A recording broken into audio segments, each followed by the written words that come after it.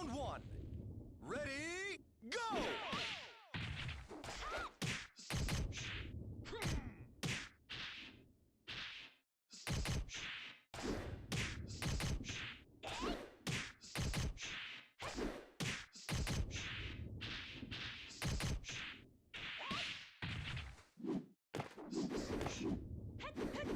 Knockout! Round two. Ready, go!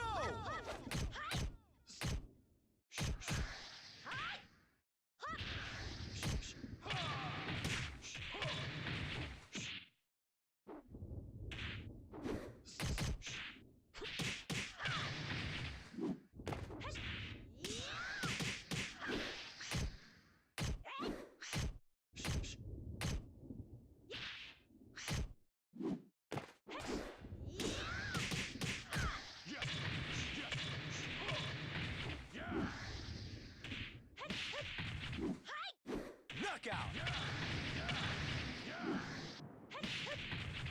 Round three. Ready, go!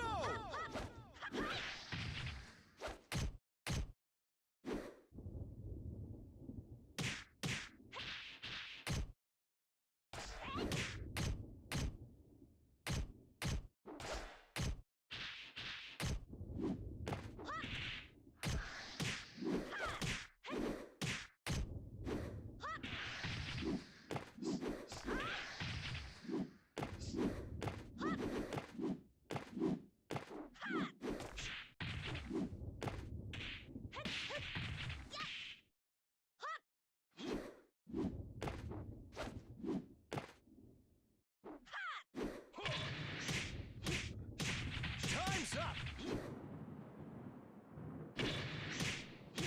Round four. Ready, go!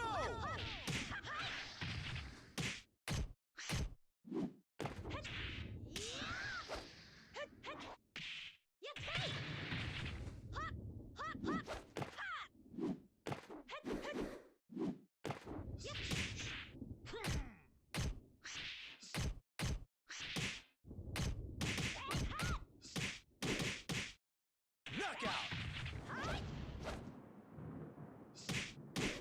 Round five. Ready, go!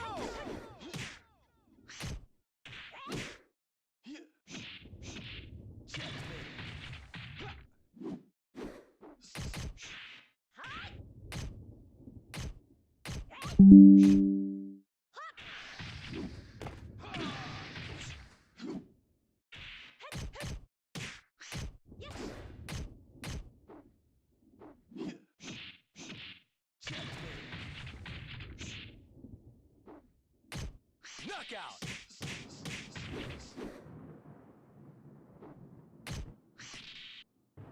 Might makes right!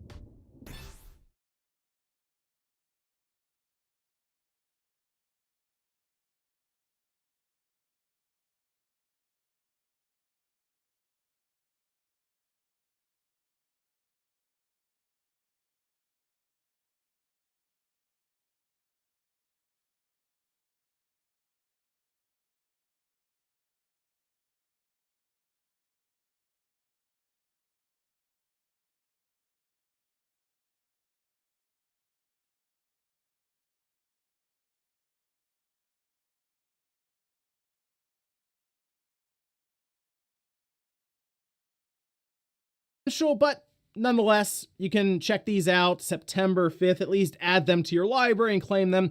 You might as well you pay for the service, which, speaking of paying for the service, further down in that blog post, they detail new pricing for PlayStation Plus. And when I had seen this pop up with the headline, I figured, oh, maybe it goes up $1 or $2, couple dollars, 10% at the most.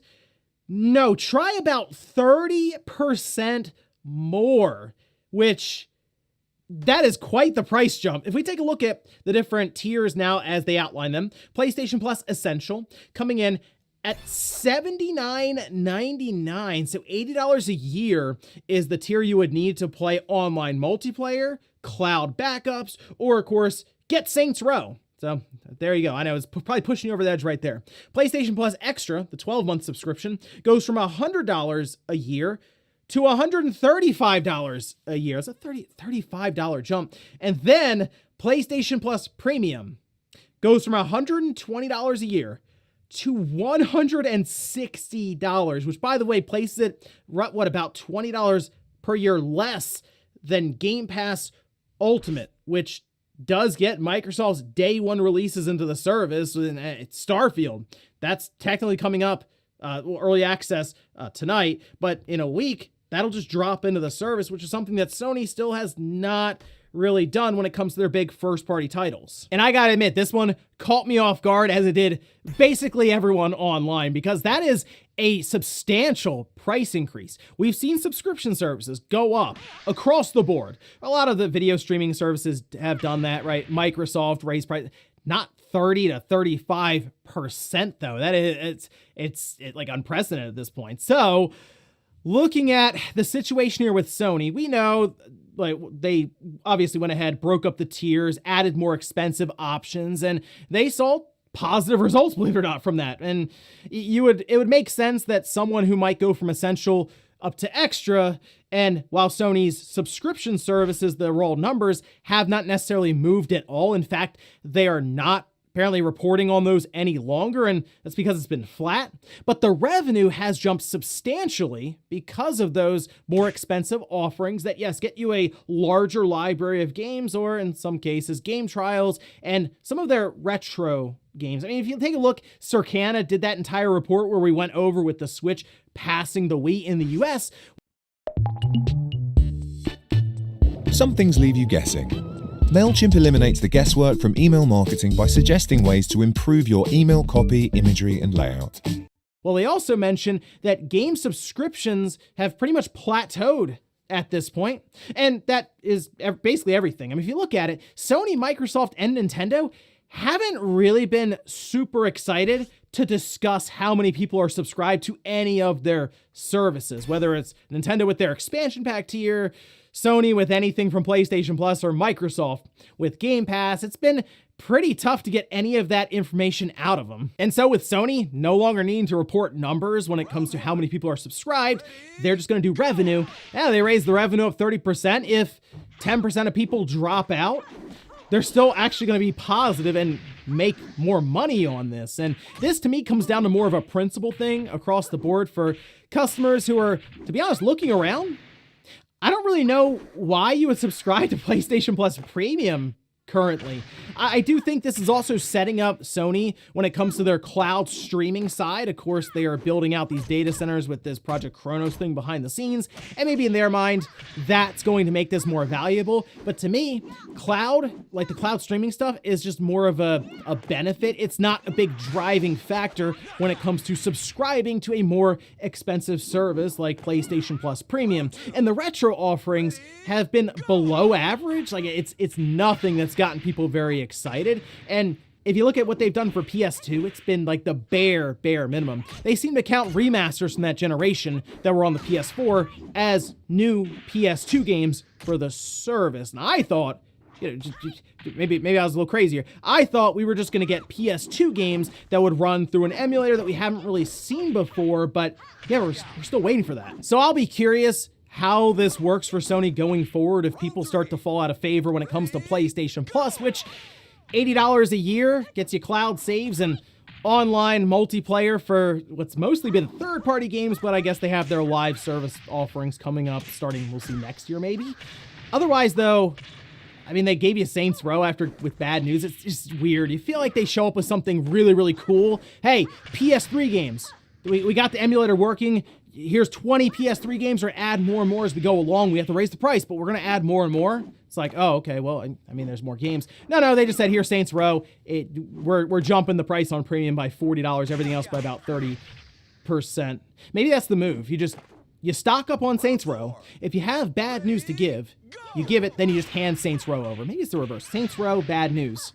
They're just so distracted by that. So, hey, I mean, we got a Direct coming up, we think, soon, right? So there's probably going to be disappointment there. It's like, well, okay, we didn't see Metroid Prime 4, I know, but here's a copy of Saints Row, so I think we're even. Next up, let's talk about a remastered collection that people were really excited to see get announced from Konami, of all places. And no, I'm not talking about the Metal Gear Solid HD collection that, the jury's still out on that one. This, though, was one that many JRPG fans were excited to see, right? And that is the Suikoden 1 and 2 HD Remastered Collection. Well, there was a message that was put out, unfortunately detailing its delay out of 2023, which is when we were expecting it to release. We can see this posted up, this over on the Suikoden Twitter account. They say, regarding the planned release of Suikoden 1 and 2 HD Remaster, we have reached the conclusion that despite the very best efforts of our dedicated development staff to release the remasters in 2023, additional time is needed to ensure the quality, performance, and gameplay experience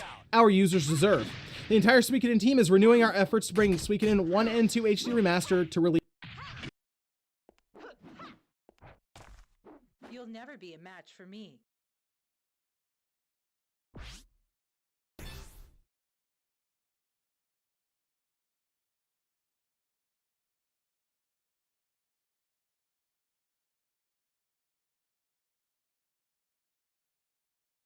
Round 1.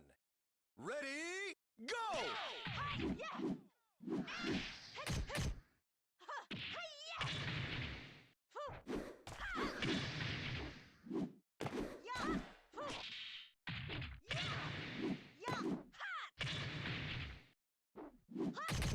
Knockout! Round 2. Ready, go!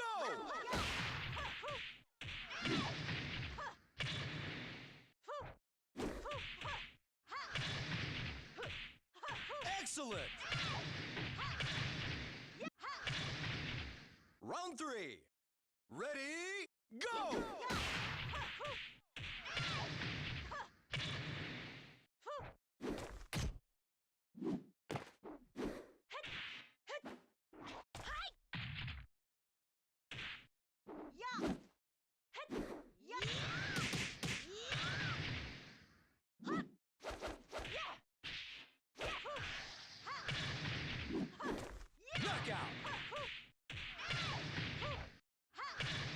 As soon as is possible. And I actually think this is a good thing based on what we have seen previously with other remasters that came out and were just a mess. Chrono Cross is one that comes to mind.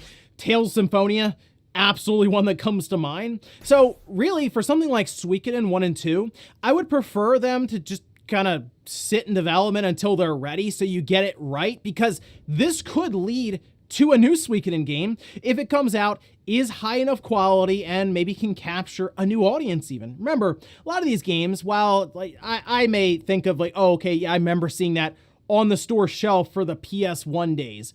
That's not the case for most gamers now who are just coming into the hobby. They see it as this is the first time. So if the game comes out, it's filled with bugs, glitches, graphical problems, translation issues, whatever, and they just pass on it, that could kind of be the end of that franchise or the series, or Konami goes, you know what, I don't even want to look at this anymore, and who cares? So yeah, I'd rather it be really good when it comes out, maybe extra features, bonuses, and then just a high quality release, and see how it does in that setting, because if it does well, and sells, and there's interest, maybe we do get that next game in the franchise. But I'm thinking we're going to look towards maybe the first half of 2024. They could also discuss it somewhat at Tokyo Game Show. So I guess we'll look out there for more info. Otherwise, though, chalk this up as a 2024 release. And in our last bit of news, let's talk about Sega and the future of Sonic when it comes to 2D Sonic in that pixel art style. This caused quite a bit of discussion around the longevity of that setup, right? The Sonic Mania,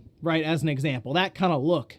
Well, this was according to Sonic team head Lazuka talking with Games Radar at Gamescom, is what they had to say. Last year, we released Sonic Frontiers, and what Sonic Frontiers was doing is taking the open zone concept to cement that 3D Sonic gameplay as something we can build on for the next 10 to 20 years to continue bringing new gameplay experiences to players. It was really the evolution of where the 3D Sonic space was going, and we feel very proud in what the team was able to deliver. However, we look at the pixel art, it's great, but when we think about 10 to 20 years in the future, we don't think it's going to be a viable art style or presentation for our players. And in order to advance and really step things up, we did want to make sure that we're presenting something that 10 to 20 years down the road, we're still evolving and creating new content for.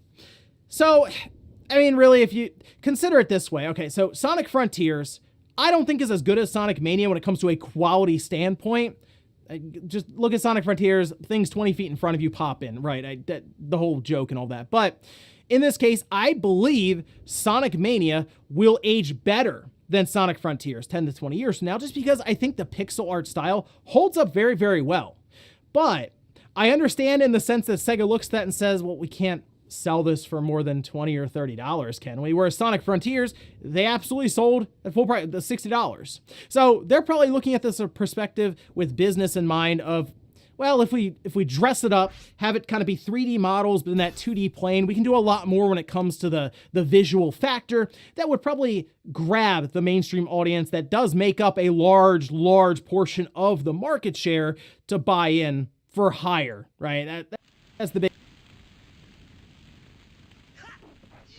Round one. Ready, go!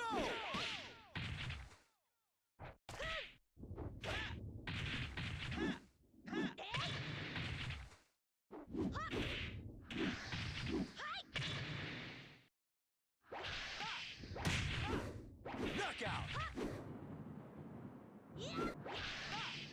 Round two. Ready, go!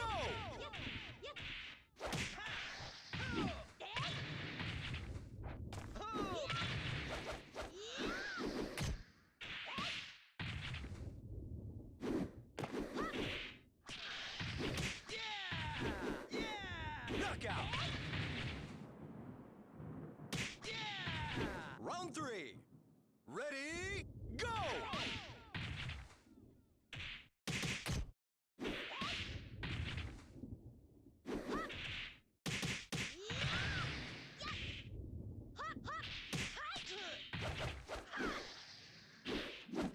Knockout!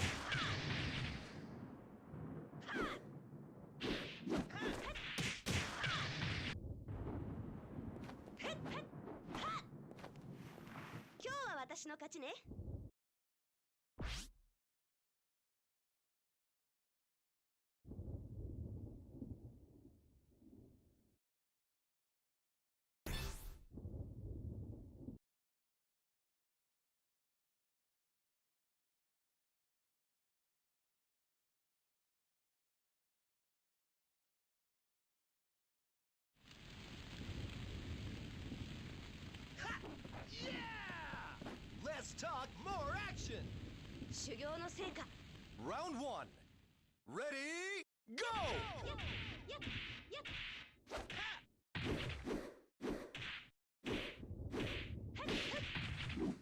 Knockout!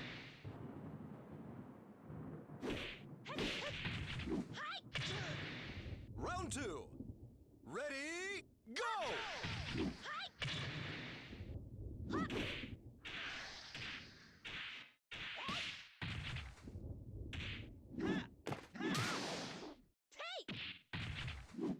Knockout! Round three. Ready, go!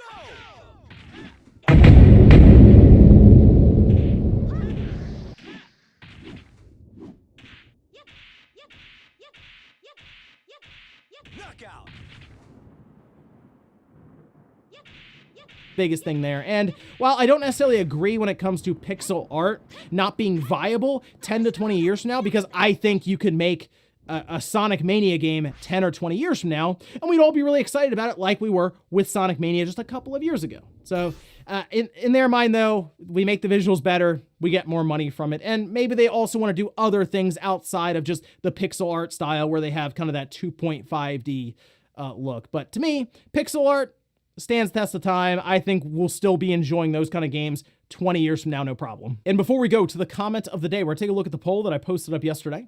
We're asked, are you currently subscribed to PlayStation Plus? All right, well, 54% say no, I'm not subscribed. If you don't have a PlayStation, I don't really know why I'd be subscribed, so that makes sense. 21% though say essential, which if you want to play online multiplayer, yeah, it makes sense. It technically is essential there. 14% though on premium and 10% on extra. Little surprised that that's not reversed. I figured extra because I do think that is the best value out of the three. At least when it was $100, it would have made more sense, but now I guess premium. Yeah, I'm curious if people are going to look at the price increase and just say, you know, I think I'm done for now and unsubscribe, because if Sony sees that and it's enough, then maybe they walk this back a bit.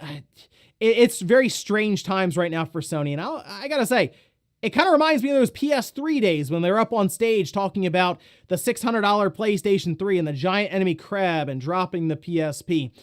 Kind of like the old days of arrogant Sony, but well, I guess they have a showcase coming up soon. They kind of need something since I don't really know what's after Spider-Man 2. And we'll finish up with the comment of the day, as you're seeing here. This is from SCJ Productions saying, I'm very interested to see how Microsoft tries to create a larger Japanese audience. I feel it would take timed exclusivity of games in order to do so. If that's the route they go, it's also going to be tough to convince Japanese developers to make an Xbox exclusive when the Switch, PS4, PS5 are bigger in Japan. Well, they just have to pay more money. That's all it comes down to. Game Pass deals or just outright fund games through partnerships and bring them to market in Japan with the Xbox logo next to it. The other avenue, though, and it's something they're doing now, is using the Switch. Minecraft on the Switch is incredibly popular in Japan, and if you want to play online with that, you need an Xbox Live account. So that's probably where a lot of their monthly active users out of Japan are coming from. It's probably from Minecraft. And if they can continue to partner with Nintendo through other initiatives like that do have you sign into an Xbox Live account, because we know that Microsoft is really all in on monthly active users and just having more and more engagement on their platform, that technically counts. So that... Round one. Ready, go! Checkmate. Checkmate.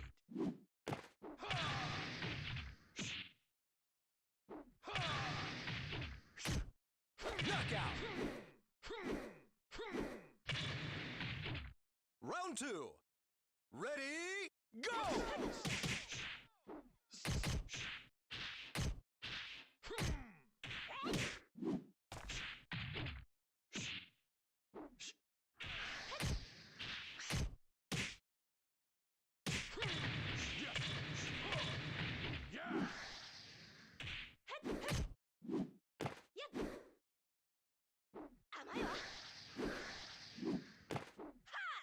Knockout.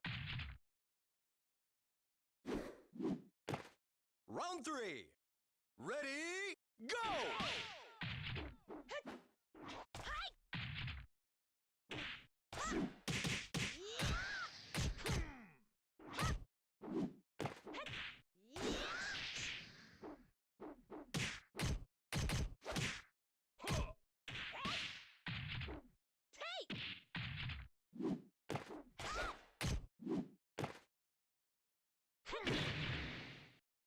Knockout.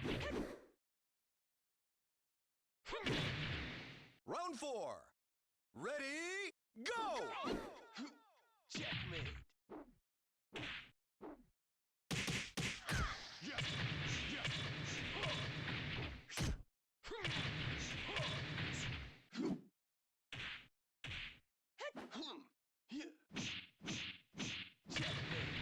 Knockout. That, I think, is the best pathway for them, is with Nintendo, and then also just putting out bags and bags of money to Japanese publishers and developers to make games that they can put next to the Xbox logo. And ladies and gentlemen, that's going to do it here for Newswave. If you enjoyed this video, guys, hit that like button. If not, hit the dislike. Leave comments down below about everything we talked about here today. Was PlayStation Plus and the price increase. How do you feel about that? And are you going to stick with your subscription? And then also, what about Nintendo with this apparent Mario system? What are your expectations for the Direct, and are you going to get the special edition system? Thanks, guys, for watching, and I'll see you next time.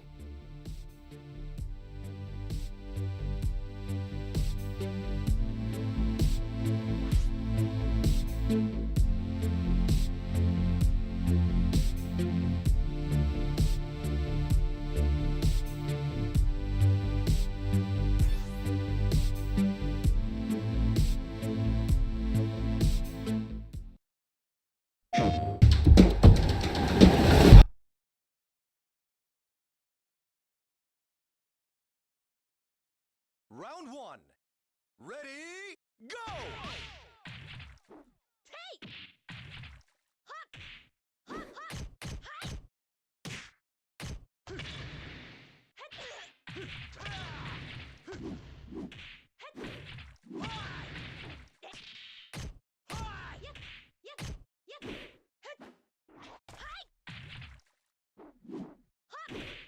Knockout.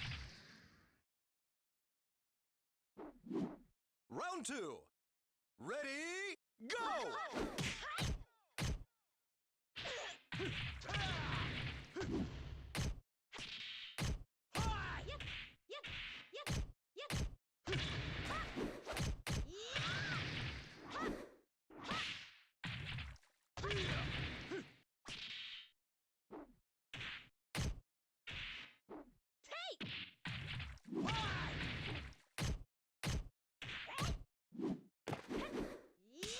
Knockout. Round three. Ready, go!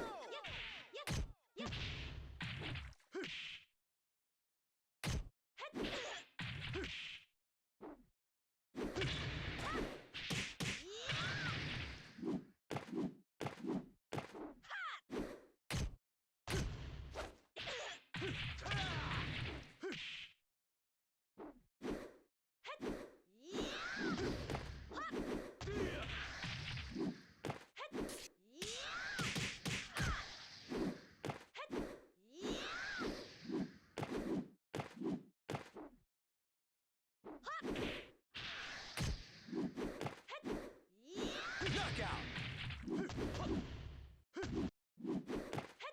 Round four. Ready, go!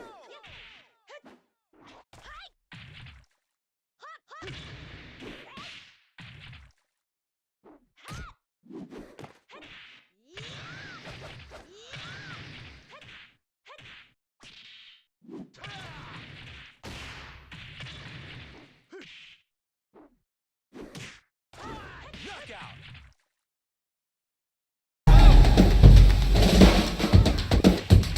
The day is finally here. The Starfield reviews are officially in. The embargo just lifted. I didn't get a review code for this game, but unlike Eurogamer, I didn't go to the internet and cry and throw a tantrum until I got a code. Really lost a lot of respect there for Eurogamer with their handling of this situation. Nobody is entitled to a code from any developer. Get over yourselves. But we're going to take a look at the Starfield review scores today because it's painting an interesting picture. Right now, over on OpenCritic, it is sitting at an 86, which I did say on the Spawncast, I felt like it was going to be an 87 on Metacritic. You know, I felt like some people will really love the game. Some people, it might just not click with them. Now, it is going back between 86 and 87, so hopefully by the time I do this thumbnail, it'll be at an 87. But we're seeing a lot of mixed scores. So I want to go over some of these scores with you guys, kind of go over the high points and the low points. We have quite a few reviews that are already in. So let's take a look at some of the higher scores here.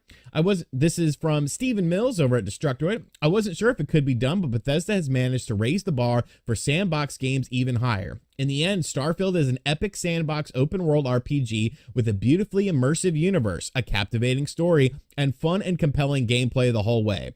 I am so happy to have experienced Starfield organically, and I hope you get to as well.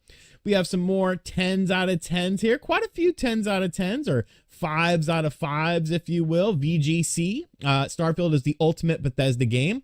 It takes what people loved about Fallout and Skyrim and casts it across an enormous galaxy filled with captivating characters. Hey, poor player, I know those guys. Starfield isn't a perfect game. No game is. That said, for a game to have this much ambition and pull it off almost everything it set out to accomplish is a remarkable achievement.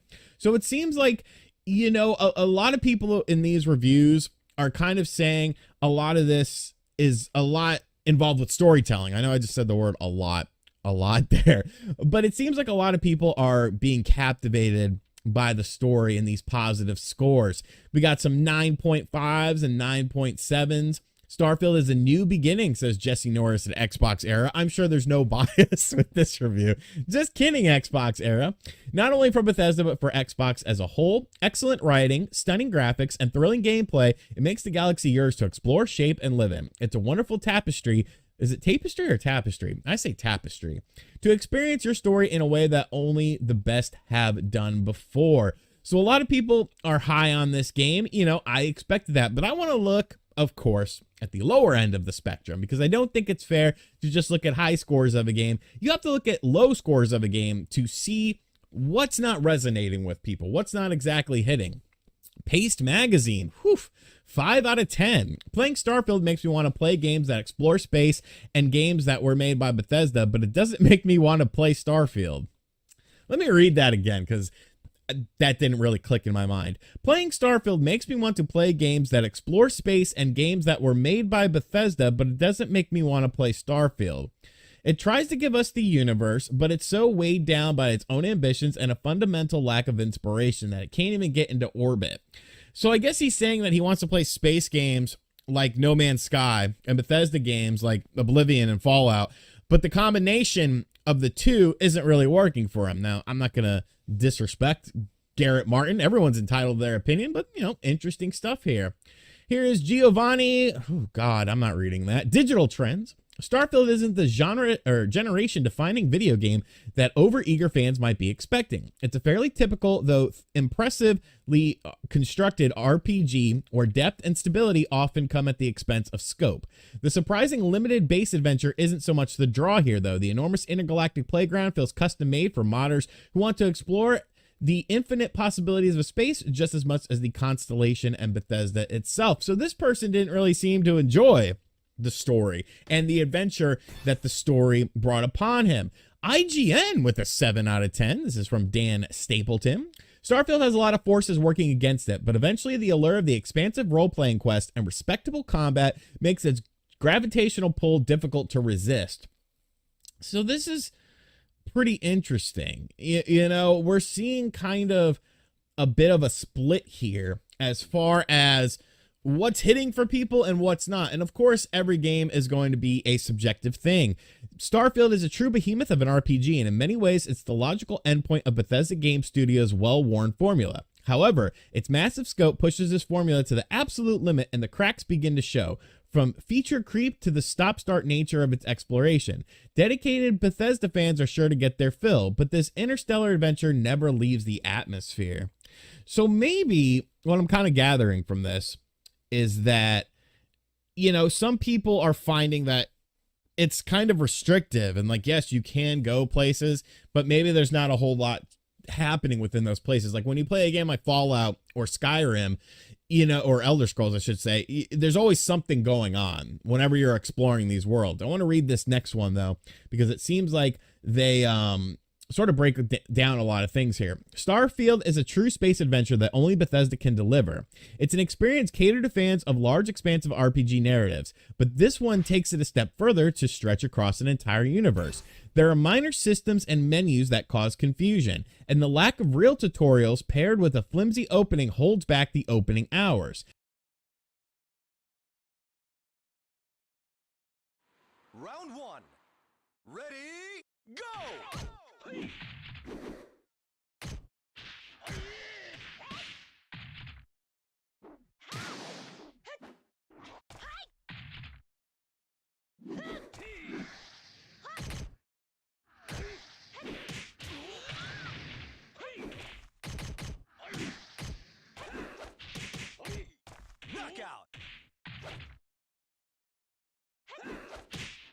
Round 2. Ready, go!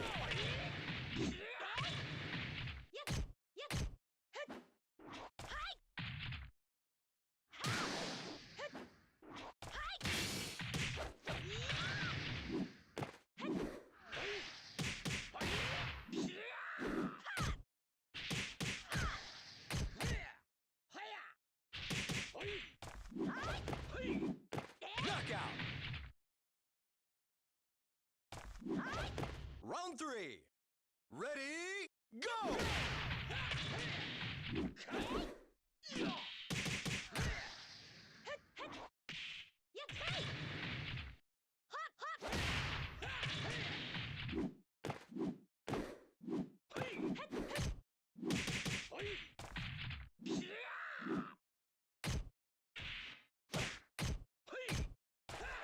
Knockout!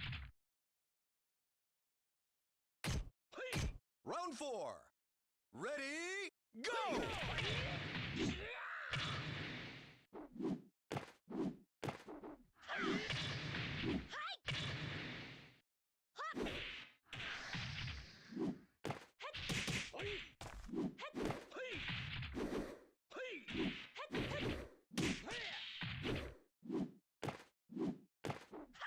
Knockout!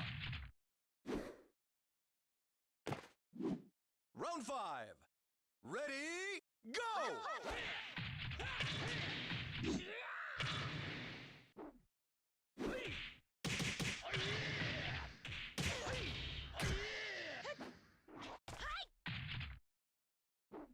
Knockout!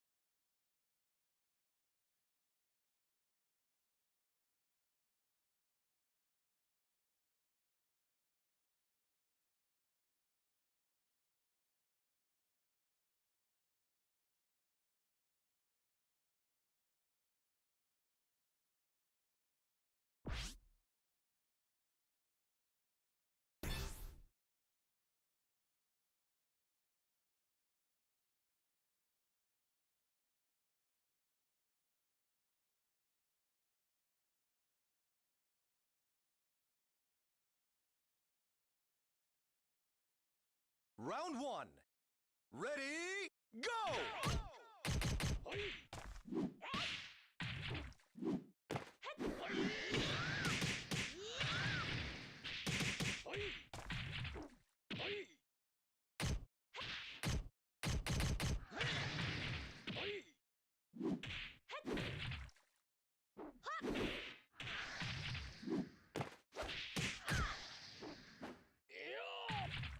Ring out! Round 2. Ready, go!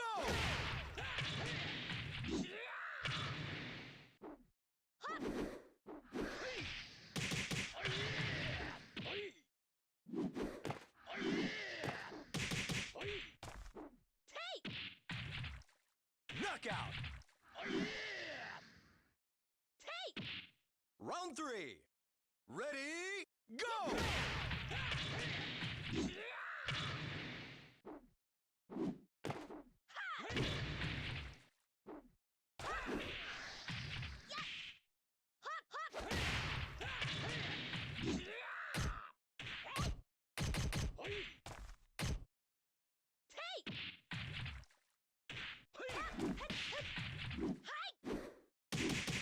Knockout.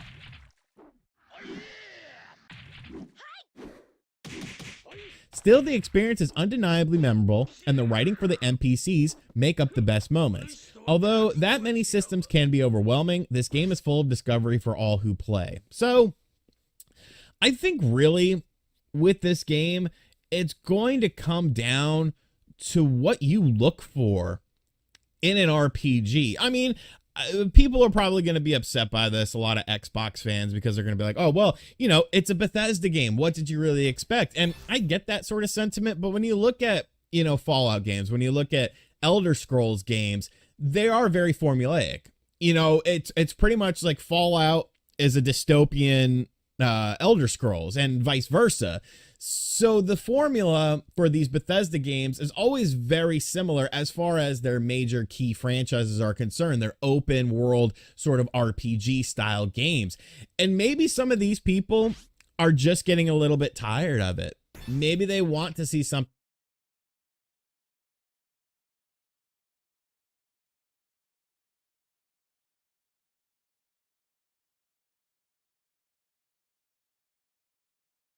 Round one.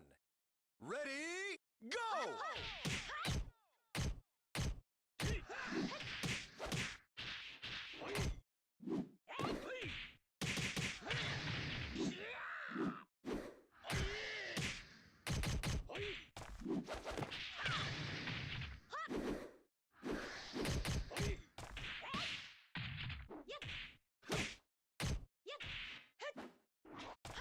Knockout. Round two.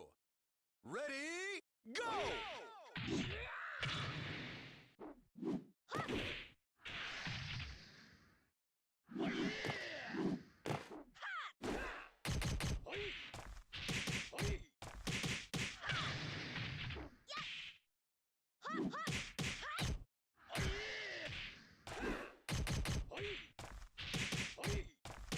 Knockout. Round three. Ready, go!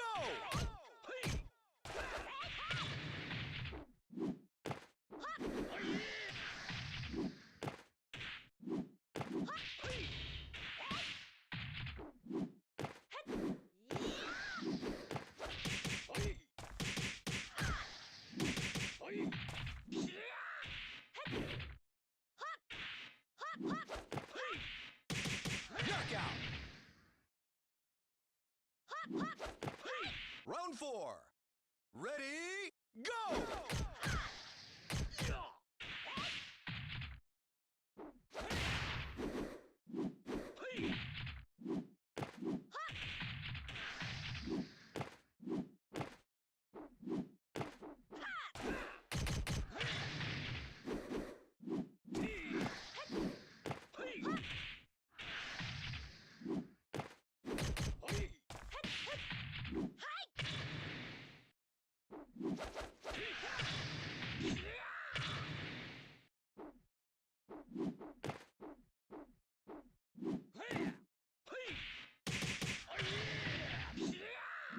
Knockout.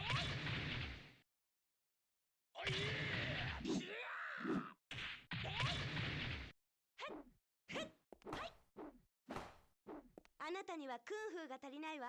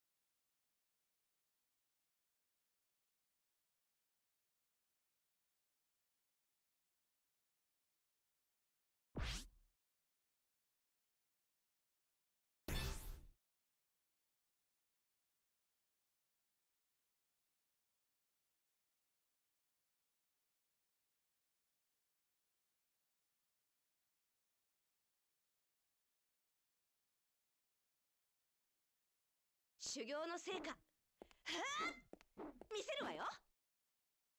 Yush! Round 1. Ready, go!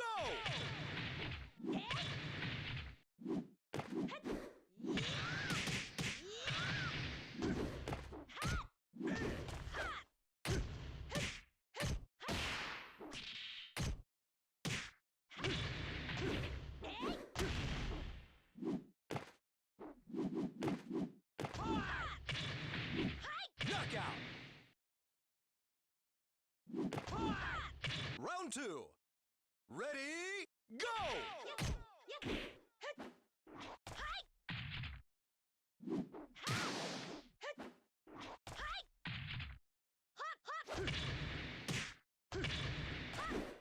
Knockout! Round 3. Ready, go!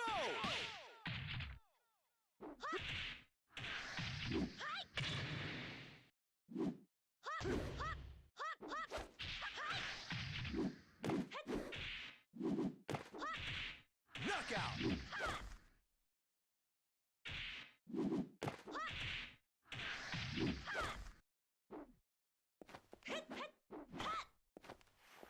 今日は私の勝ちね。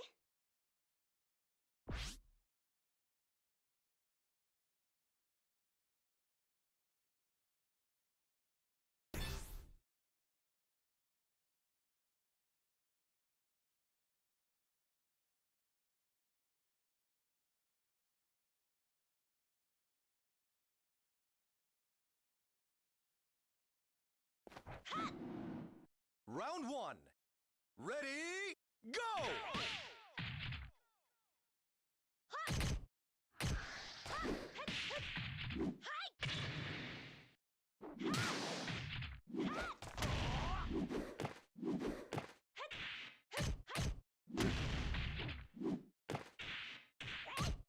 Knockout! Round 2. Ready, go!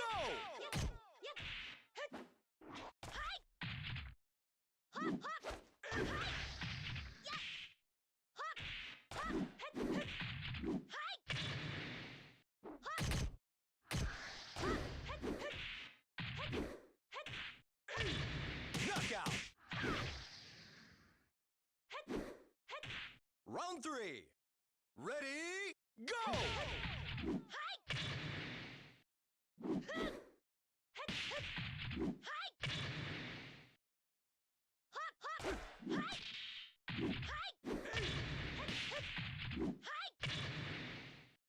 Knockout! Huh!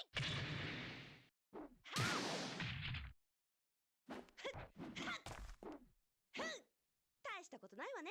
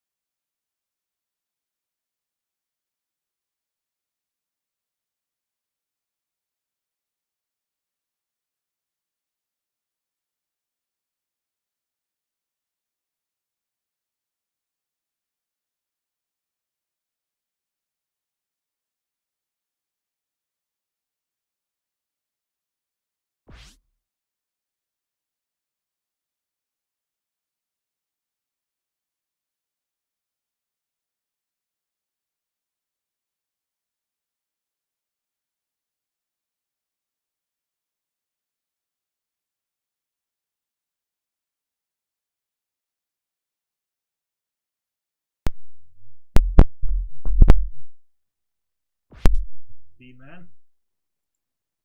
How's it going, dude?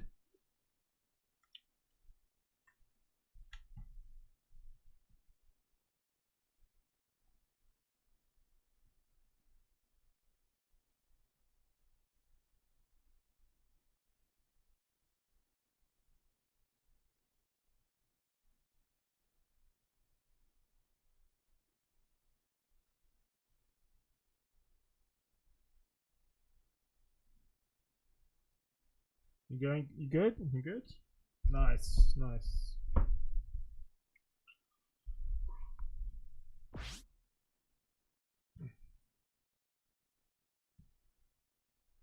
I was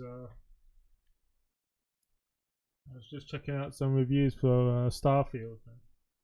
Something a little bit more fresh from Bethesda in the future. Like, what is Elder Scrolls 6 gonna be about? You know what I'm saying? Like, GTA is a game that's open world, but it always manages to sort of reinvent itself as far as what you could do within the worlds. Now, Starfield is obviously trying to be reinventive because it's not taking place on just, you know, one planet, really. It's going into outer space. It's going into all these other planets.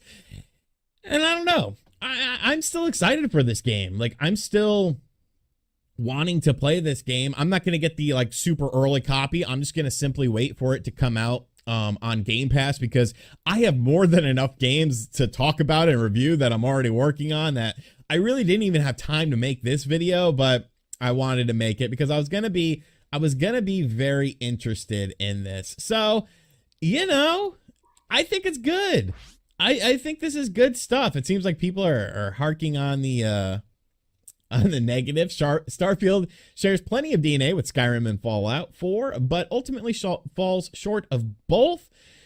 I mean, it's just really going to come down to your personal preference with this. It's on Game Pass, so who cares? Like, if you have an Xbox, you more than likely have Game Pass, and it looks like it's going to be a very enjoyable experience. You know, let's get this narrative out of the way. 86, 87 is a very high score. So congratulations, Xbox owners such as myself. We finally have a game to be excited about. Let me know what you think of Starfield in the comment section down below. And as always, guys, thank you for checking out this video. If you're new to the channel, be sure to hit that subscribe button, like, comment, and share. Hit the bell as well. There's another video out on the channel talking about the freaking Super Mario Brothers Wonder Nintendo Direct. There's 2 videos from yesterday looking at an amazing N64 ROM hack, and also looking at the PlayStation Plus tiers increasing in price. So check out both of those videos. I'm working my ass off over here, but hey, 'tis the season, boys. It's just gonna get busier as the year goes on.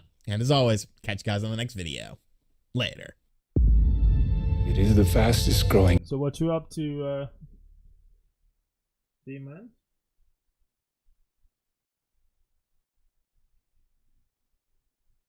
I'm just chilling, man. I'm just chilling.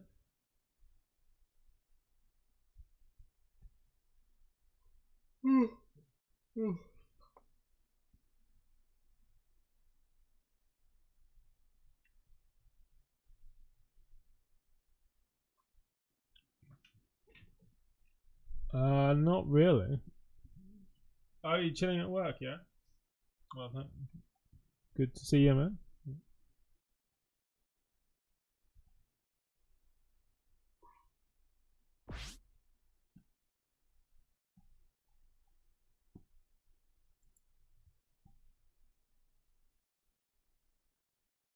Checking out some reviews of Starfield, man. I don't think I'm not too keen on those kind of games, but I might check it out.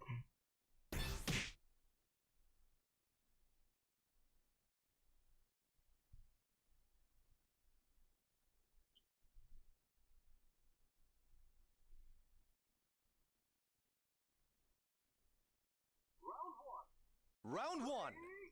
Ready, go!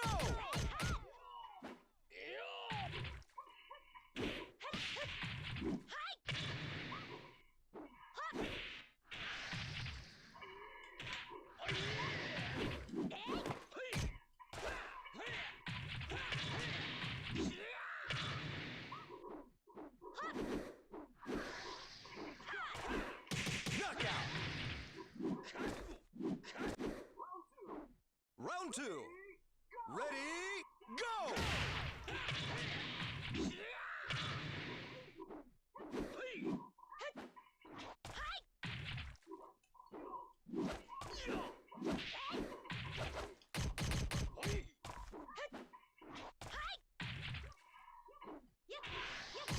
Ah, dang it. Should have dodged. Round 3. Ready, go!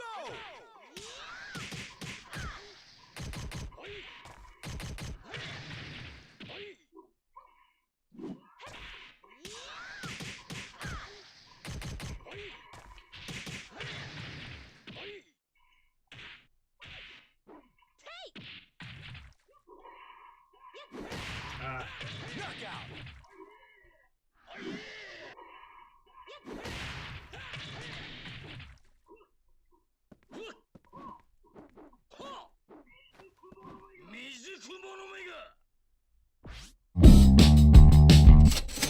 I want you on my rack.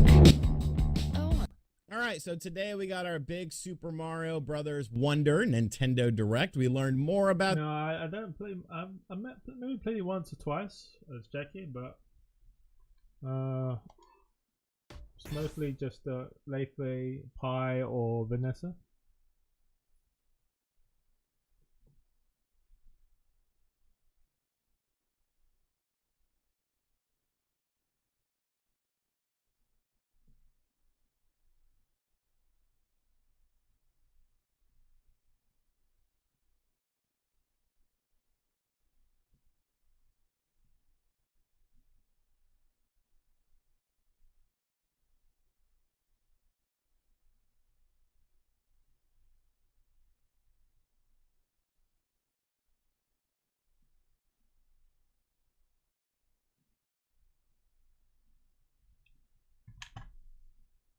The game, and for the most part I liked most of it. There are a couple somewhat questionable things that we'll talk about as we go along here, but it's not a new Nintendo Switch game from Nintendo if there's not an accompanying Nintendo Switch system variant to go along with it. And man, this one's pretty half-assed. I'm just gonna keep it a buck here. The Super Mario Brothers Wonder Nintendo Switch variant is coming out on October 6th, and yeah, it's red.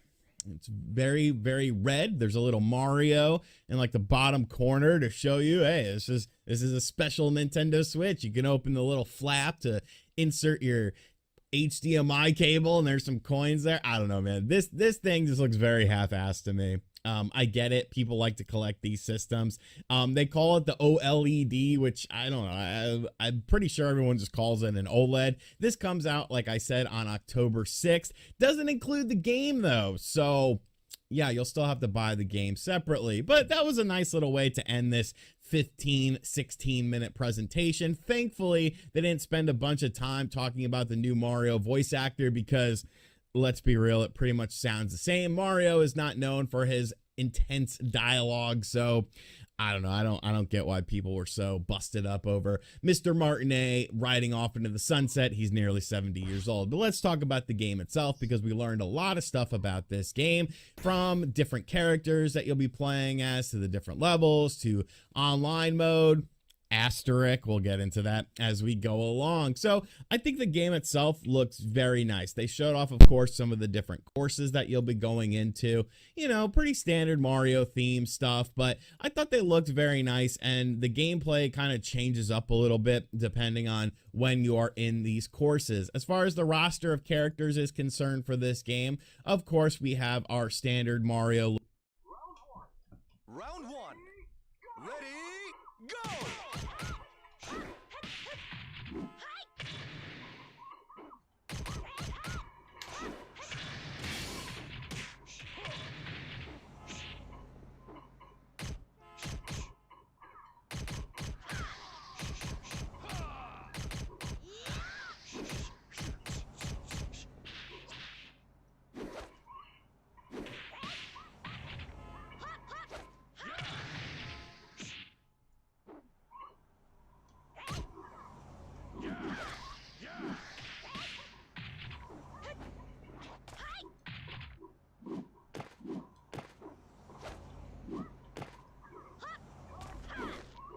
Time's up. Round 2. Ready, go!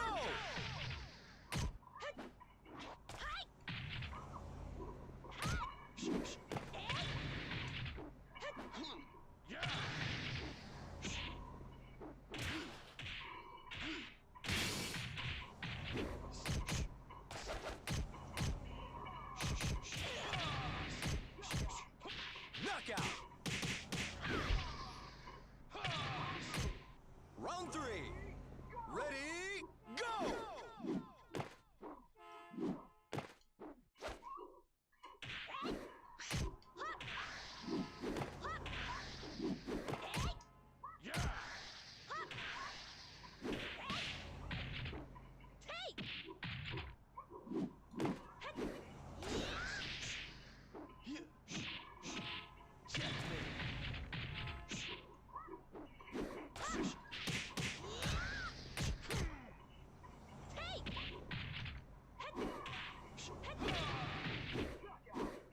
Knockout.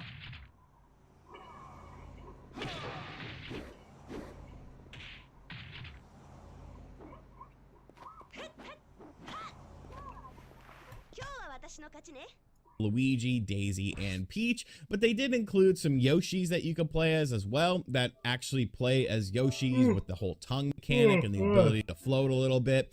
And they included Nabbit if you suck at video games and you're like 2 years old or something and you still want to play this, you can enjoy it. Even though when we were kids, we had Super Mario Brothers, and it didn't matter if you were 3 or 30, you played the same game. It made boys into men, it made women into girls into women. But I guess, you know, we got to coddle everyone nowadays. I'm just kidding. I just sound like an old man with this. But I think the characters are cool. It would have been nice to see like Wario and Waluigi and stuff like that. All of the main characters, your Mario, Luigi, Daisy, and Peach, they all actually play exactly the same. It's just the side characters that don't. So sort of keep that in mind, I guess. You know, it would have been nice to have individual power-ups. But as you'll see as we get into the video, there kind of sort of is. So you have one thing that I definitely don't like. This annoyed me in the 15-minute presentation that we got, is these little talking flowers. Get close and onward and upward. They just say nonsensical stuff like, oh, you're doing good, or oh, there could be something hidden there. Can you make that jump? How'd you get up here? It's like, shut up. I don't want to hear this. I sincerely hope that there is an option to turn this off because I don't like the voice. I don't like them talking to me. I don't need any assistance. I'm a grown man playing this game. Like, it's fine, but I didn't like the voice. I think it took away from the game somewhat for me as I'm watching this, and I hope that there is an option to turn that off. Just got to keep it a buck with you guys. Now, as far as the power-ups are concerned, we, of course, saw the elephant power-up that allows you to charge through stuff and stuff like that. Everyone can be an elephant, so you can have a male elephant or a female elephant. So, you know, shout outs to elephants. They're definitely getting their time to shine. They showed a thing that's kind of like a drill charge, and that was kind of neat. There's some different stuff that you get, but one of the things I like about the whole power-up system is the fact that there's these things called badges. And you basically can get these badges by playing the game or purchasing these badges. And all of the badges kind of change up how you actually play and like give you different abilities that you wouldn't be able to get otherwise. Now, some of the badges definitely look overpowered, but I think this is a cool thing because you could almost like customize the character to your liking. Now, you can only equip one badge at a time per character, but that kind of gives the characters different sort of mechanics because now you can put like a super jump sort of thing, like a crouch jump, like sort of like Mario 2 style, like how Princess Peach had that in that game. So you could add that to that character if you're playing as that character. So I like that. I think the badges are going to be fun, and I think it'll be fun to sort of go in and get these different badges. Of course, Super Mario Bros. Wonder is known for the Wonder Flowers. You have to collect Wonder Flowers in order to unlock different levels in the game. Is HelloFresh worth the price? Absolutely. I just love the idea of having my meals planned and food shopping taken care of. And now that I've tried it for a few weeks, I can say that I actually save money with HelloFresh. This week, I ordered a herb chicken with lemon pepper fries, Middle Eastern chickpea bowl, and honey glazed salmon with roasted veggies. Before HelloFresh, the thought of planning and shopping for all the different ingredients would make me want to give up before it even started. And then I'd only use small amounts of each ingredient and wonder what to do with the rest, like the giant bag of spice I bought and never used. And stuff like that. You get these by completing certain things within a level or just completing a level themselves. And I really like this. I think this is what's going to separate this game from other Mario games, because it looks like these things get absolutely crazy. Like, it's not just, you know, a weird effect or something like that. Like, you know, it puts you into space. It changes the perspective of the camera and makes it a different perspective and stuff like that. I think this is super cool because really when you look at this game, it doesn't look a whole hell of a lot different than other Mario games that are 2D Mario games. You know, obviously some of the artwork is different. There's different enemies and stuff like that, but it still looks pretty traditional in a Mario sense. But I think the Wonder Flower really brings this game a lot of personality, and the situations that you're going to be put in, I really look forward to checking these out. I think they're going to be super, super fun. Now, they did talk about online with this game, and man, it's still kind of weird. So you have the local co-op that has you and up to 3 other players. Everyone's on the screen, everyone's working together. And online, you can see people that are playing, but you're not necessarily working together as far as the level is concerned. If somebody gets hit, like they turn into a ghost and like you can help them if they're a ghost, but you're not like synced up. Like it's not like you're all playing the level together. Now there is going to be a friends mode where once again, you can play with people that you know, so that way it's a little bit more, you know, personal, I guess you would say, but still you're not doing the levels together necessarily. You're just playing this, like, if that sort of makes sense. You're playing the level individually, but it's not like you could like pick up someone or throw them or something like that, or really interact with the person in the level that they are playing, even though it's the same level. Now there is some races in here as well, so I think they did an okay job with this. But like the characters that you're playing in with the level are like ghosts. So like, I don't know, it's just weird when you look at the local play and it has all the characters on the screen, and then you look at the online play and it just has like ghostly outlines of them. Yeah, I don't know, it still feels a little bit half-assed, but you know what, I'll give credit where it's due. At least something is better than nothing. I think everything about this game just looks really good though, you know, besides the weird online stuff, besides the talking flowers, which I swear to God, you better let me turn those off. I think this is going to be a really big game. I think, you know, 2D Mario games definitely have a certain appeal and charm to them because, you know, it's accessible for everyone, whether you're 8 or 80. You know, there's a character that suits your needs.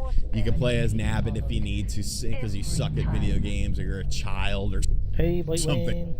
I just started. It's still the beginning, so. How are you doing, sir? Let's give you a shout out.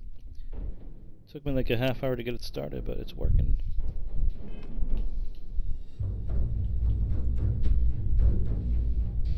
Now let's talk to Barrett. Now that was some fine work under pressure. You dug up the artifact, right? That means you saw it. The visions? You're coming with me to Constellation. You're part of this now.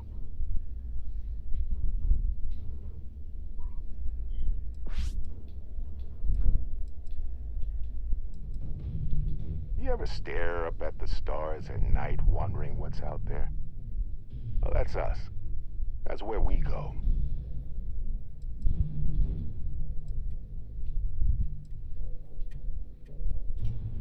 Marvelous. Oh no, Barrett. No. You think you're just going to take off after the mess you caused? All right. I guess I did just put you all on the Crimson Fleet hit list. How about I stay and I send your Dusty here in my place? Round 1. I know, but she's not some minor anymore, Lynn.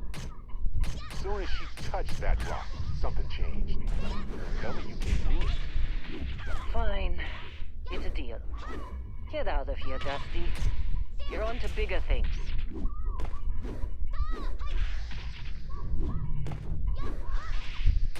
Just go. Before I say something I regret. Well, now that that's settled. Bosco, get her to the lodge. No deviations unless absolutely necessary, okay? Protocol Indigo. Indigo.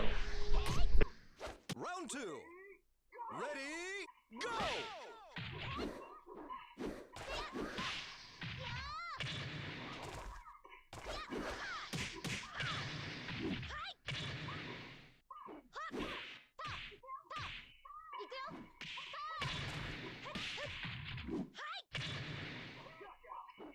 Knockout!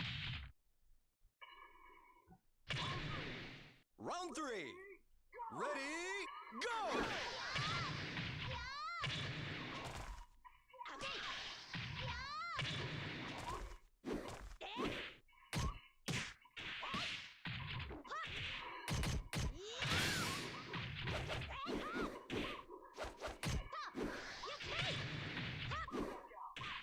Knockout!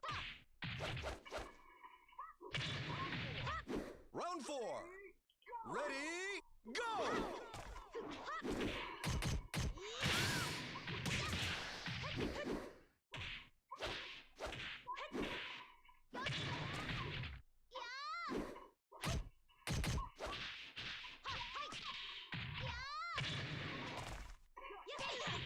Knockout!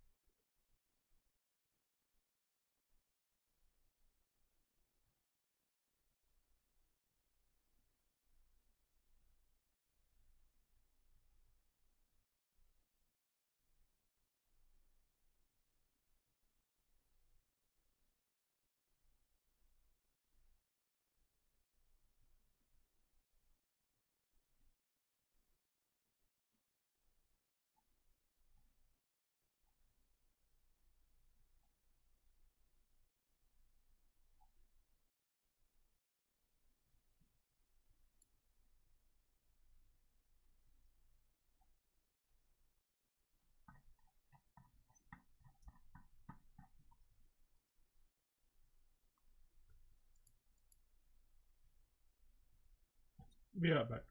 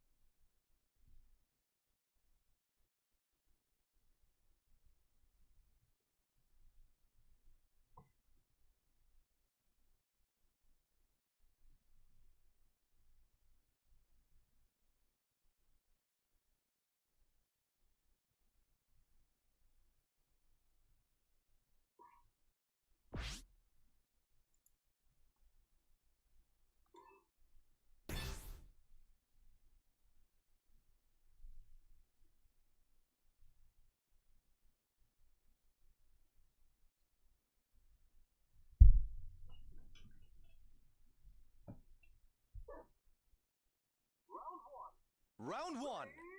Ready, go!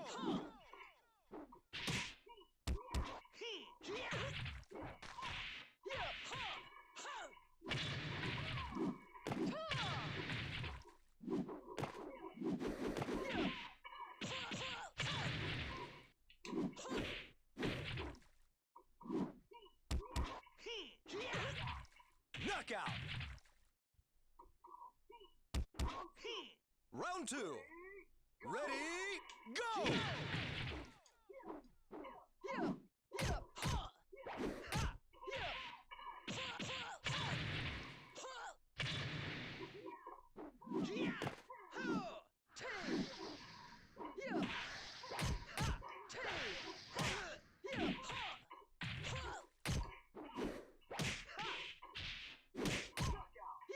Knockout.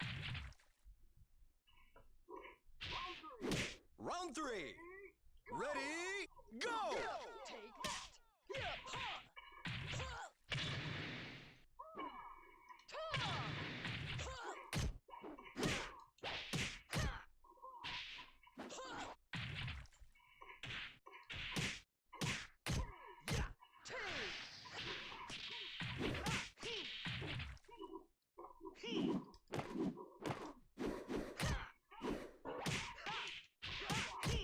Knockout.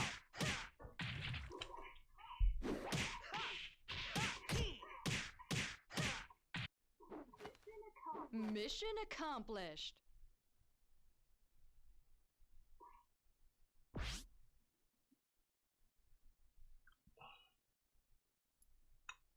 Oh.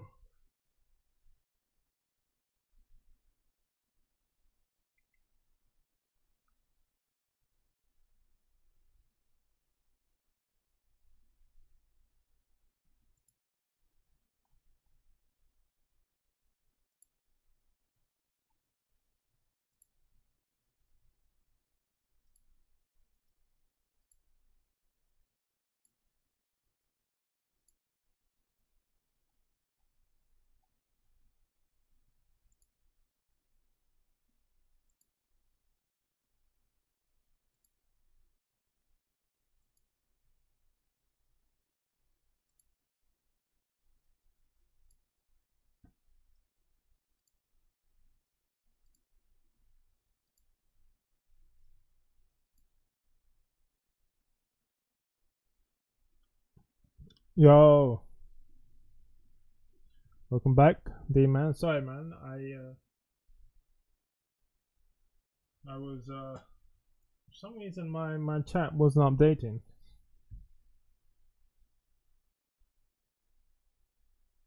Just got disconnected. Didn't mean to disappear. Phone started burning. I was trying to close my tabs. My bad. Yeah, I don't know why. I sometimes my OBS chat doesn't update, and sometimes my Restream chat doesn't update. So like sometimes I get messages and I'm like, oh wait, someone's messaged me on there, and like I didn't see it. Weird, man.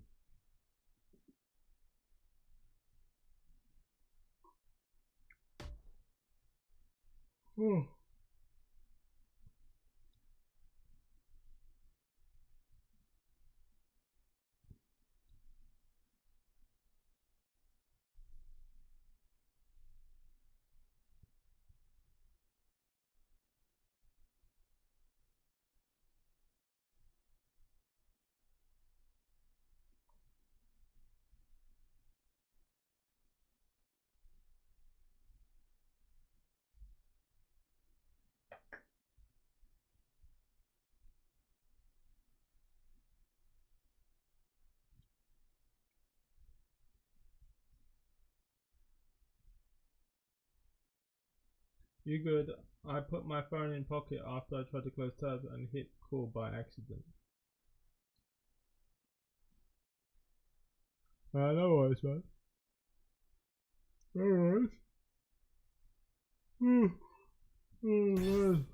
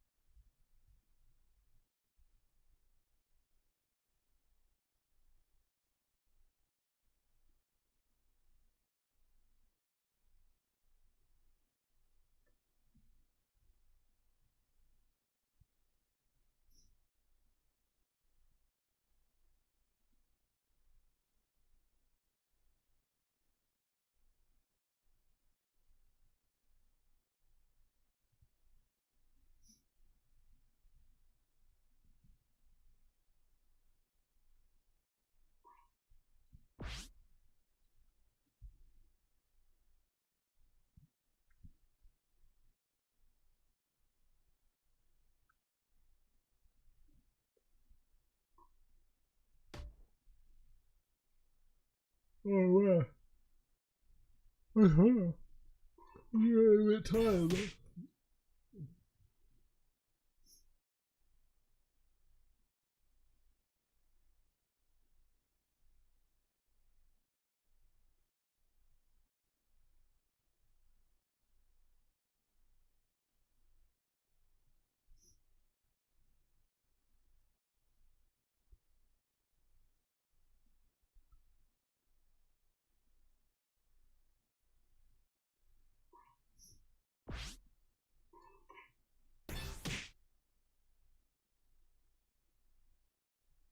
Let me guess, is that our Yuko dude?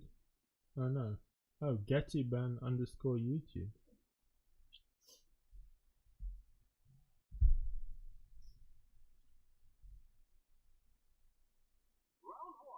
Round one. Ready, go!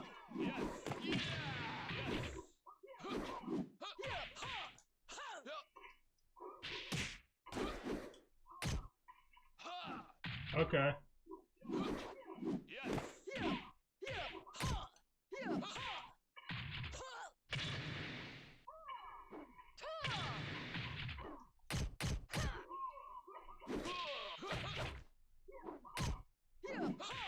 Oh, he fell out the ring. Round two. Ready, go!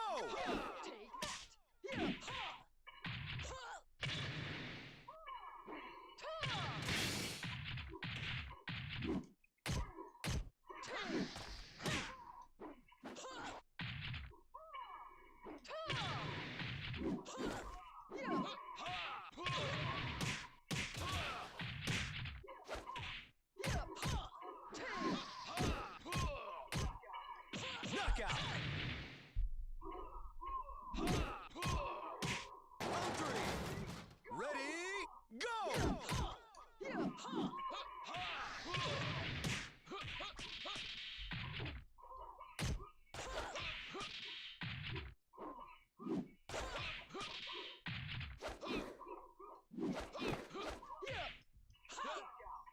Knockout. Round four. Ready, go!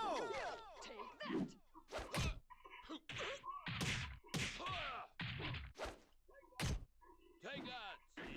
Yes.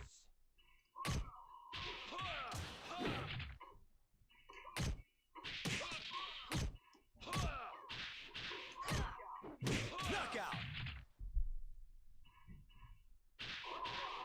Round five. Ready, go!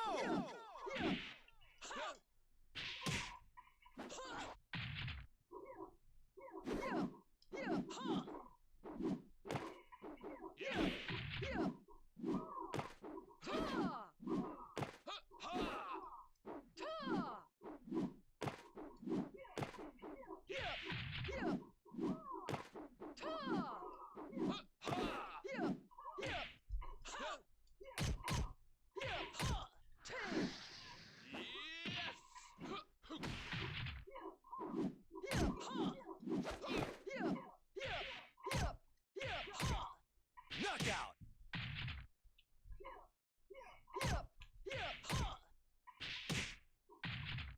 Alright, well, let me check it out. Mission accomplished. Oh. Oh.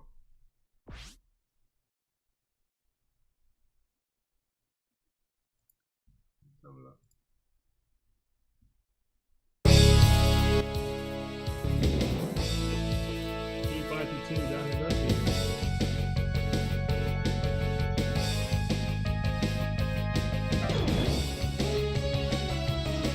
Oh, classic stuff, man. That is good shit, man.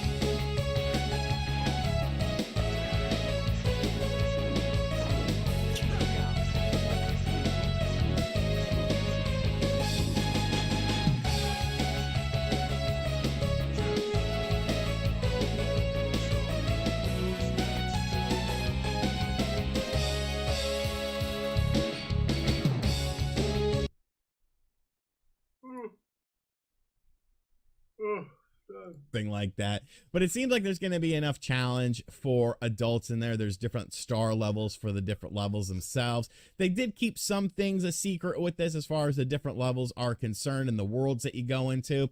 But I definitely really like this game. I think it's going to be a super fun time. And, you know, although I would have done a few things kind of differently, you know, to make it more of a game that would appeal to me and, you know, people like me, such as, you know, talking flowers and a better online system, I think it looks like a very solid game. So let me know in the comment section down below, are you picking up that awesome Nintendo Switch? Because I'm sure as hell not. And what did you think about Super Mario Bros. Wonder? And as always, guys, thank you for checking out this video. If you are new to the channel, be sure to hit that subscribe button, like, comment, and share. Hit the bell as well. And as always, I'll catch you guys on the next video. Later. I paid $600 for these two PS2 dev kits, but they're both broken. Let's see if we can fix them. This video is sponsored by iFixit.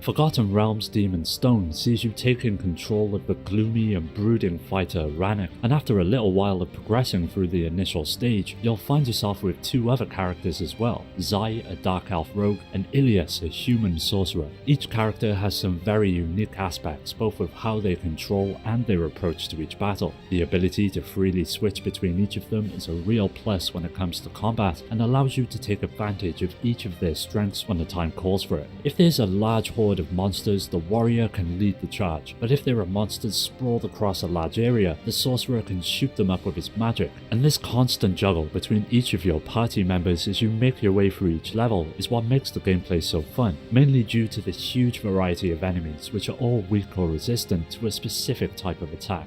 Further expanding on this are the team attacks, which allow you to call for assistance when you're in a tight spot, and providing you've taken out enough enemies to see your hero gauge reach its peak, you can then unleash a devastating ability which sees all of your party coming together to dish out the damage. A real sense of progression permeates throughout Demon's Stone thanks to the various types of loot you can pick up as well, mainly gold being the most valuable, which can then be traded in for more weapons, armor, and items between missions. Demon's Stone is a fascinating game with a range of combat options, entertaining bosses to overcome and foes to battle, and even though it didn't really accomplish anything that was at all new from Stormfront's past efforts, the battles usually include some sort of objective which helps to keep things from getting stale. Coupling this with the immense amount of items and collectibles, your first run through the game will be just as enjoyable as your last.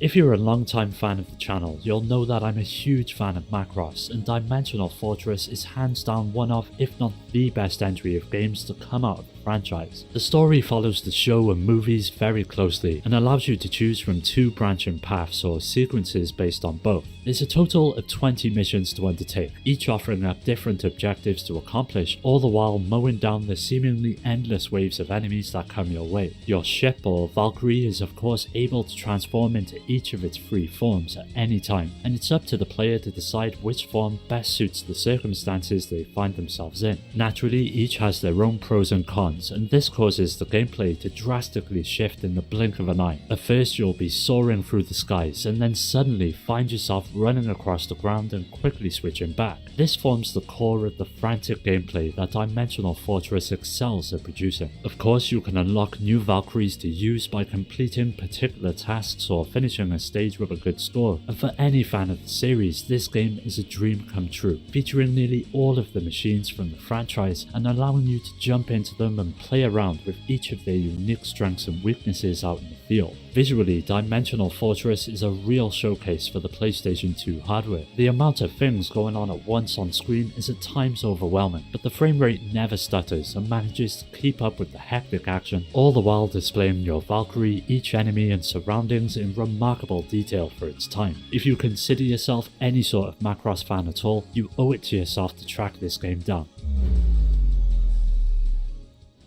Mystic Heroes takes place in ancient China, where you control one of 4 heroes in a quest to save the world from complete destruction at the hands of the ultimate evil Emperor Kang. After being sealed away long ago but somehow managing to escape and continue to work on his twisted plans for the world, it's your job to bring him down. Now, for anyone familiar with the Dynasty Warriors series, you'll feel instantly at home, and in addition to mashing the hell out of the X button to hit enemies with your weapon, you also have several magic attacks at your fingertips. You can target several enemies from a distance and launch projectiles at them, or you can use your magic to light your weapon on fire, making it deal more damage to the enemies it hits. As you would expect, combos are a huge aspect of the gameplay, and the higher you score, the more experience you'll receive. You can then level up some of your magic moves, making them more potent, as well as being able to equip more powerful weapons. These usually have different magic types associated with them, such as fire, ice, lightning, and wind, which all have their role to play on the field during battle. You can freeze enemies in their place or even confuse and slow them down, which adds some actual thought to your actions instead of mindlessly swinging away for hours on end.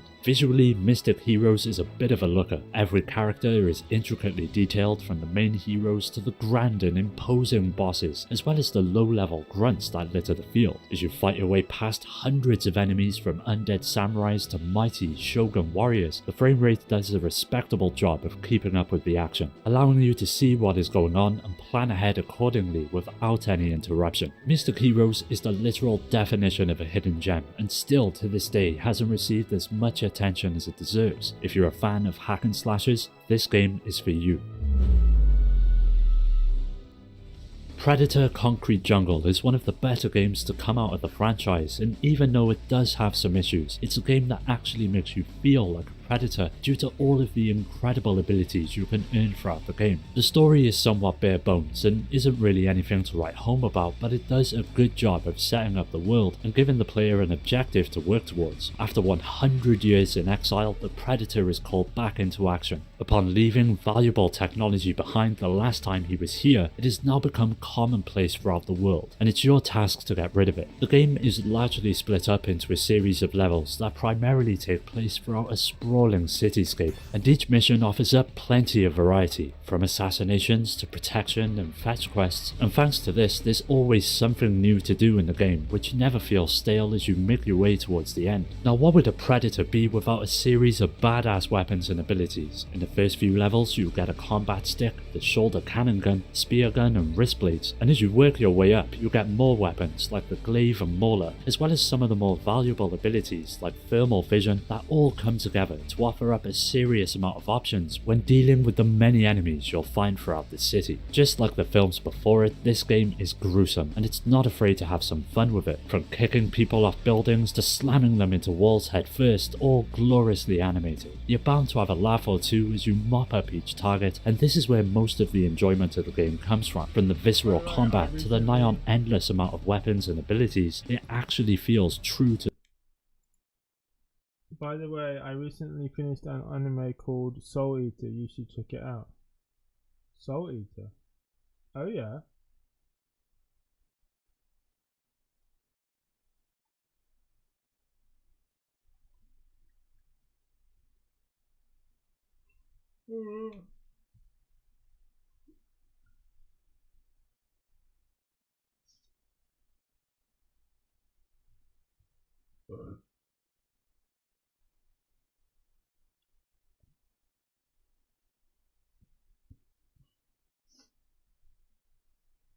Okay, thanks, man.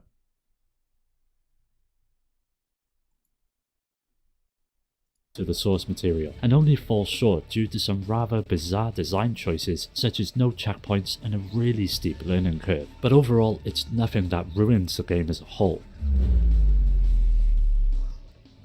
Based on the anime of the same name, Saint Seiya the Sanctuary follows the events of its source material to a T, and sees you taking up the fight as one of several characters in a beat-em-up/fighting game that mixes the best from both genres into one. What makes the game so compelling is the easy to pick up and learn controls that only consist of 2 attacks, a block, a dash button, as well as one being reserved for your special ability. Many characters have a choice of 3 specials to perform of varying strengths, depending on how long the button is held down for, and here is where the game shines, as each are beautifully animated and provide a sense of epicness to even the most mundane of encounters throughout the game. Now, as I mentioned, Saint Seiya is largely split up into 2 separate styles of play, the first being a beat-em-up which sees you roaming the map and mopping up enemies, and the second a standard 3D fighter. There's not too much that differs with each approach, but I personally found the one-on-one fights far more engaging than when facing a crowd. Here, in these moments, you can get to grips with the mechanics in play, such as parrying and knockbacks, which have the potential to turn the tide of a battle in the blink of an eye. When it comes to presentation, this is by far one of the better looking games on the PS2. There's a huge array of lighting effects during battles, most notably when performing your strongest moves, known as Big Bang attacks, that do a great job of making each fight as flamboyant as they are in the series. The backdrops of all the various stages are just as compelling, and it's clear that a lot of love and passion went into the game, with the developers going the extra mile to make sure nearly every aspect of the world feels authentic. If you're a fan of the anime or several of the Dragon Ball Z games on the PlayStation 2 for that matter, then Saint Seiya will provide just as an exhilarating experience to jump into.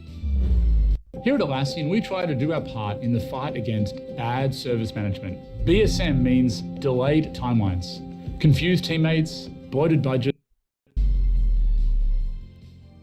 The PlayStation 2 was no stranger to quality 3D platformers, with plenty to offer such as Ratchet & Clank to more obscure titles like Tokobot. There was always plenty to play, but one game that never got its chance in the spotlight has to be Poiny's Point. If you're fond of bizarre Japanese games, then this one is right up your alley, as it presents what is by far one of the most strangest but endearing games you'll find on the PS2. It all centers around Poiny, who lives an idyllic life in Jellytown, surrounded by strange, mood-altering bubbles called Point. After falling into the sewer and joining forces with a mysterious living Point, it's up to Poiny to defend his town from the evil that threatens to destroy it and restore the citizens in and around the town to their rightful senses. Now, words cannot describe how absurd this game is, and despite its rather childish appearance, there's plenty of depth and challenge lurking beneath the surface. The basic idea of the game is to tackle each level you'll find throughout Jellytown, which serves as a sort of hub area. The mind-altering points play a key role in overcoming the enemies that do anything to stop you in your path, and by altering their emotions, it opens the way forward. The game isn't too challenging in these moments and only begins to hit its stride during the various boss fights that litter the adventure, and here you'll have to take everything you've learned so far in the field and apply it to some rather tricky situations that demand a full understanding of how the points work.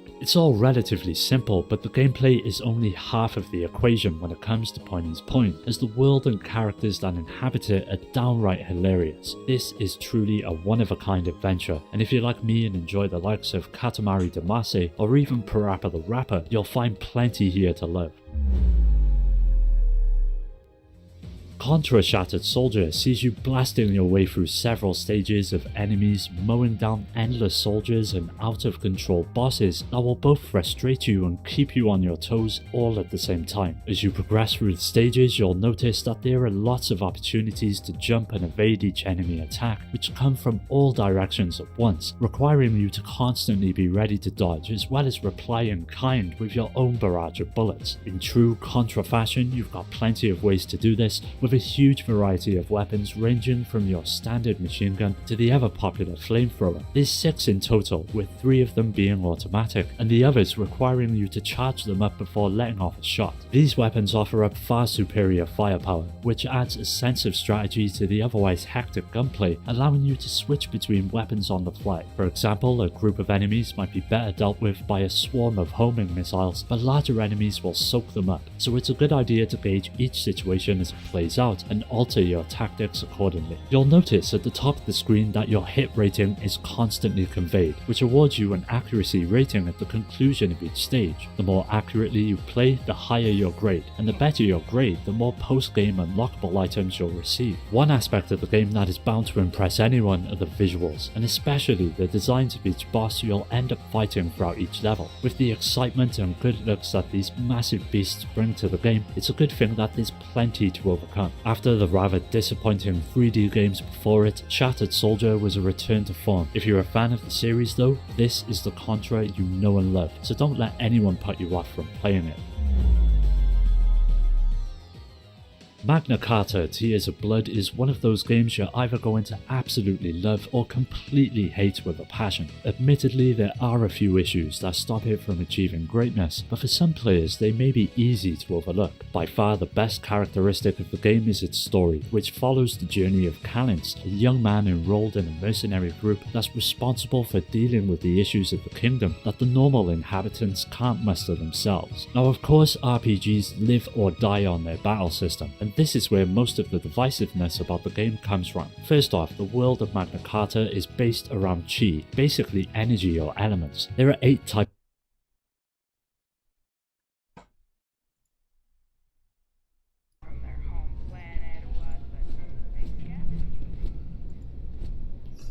Or are we in some type of storage? Can I open this door?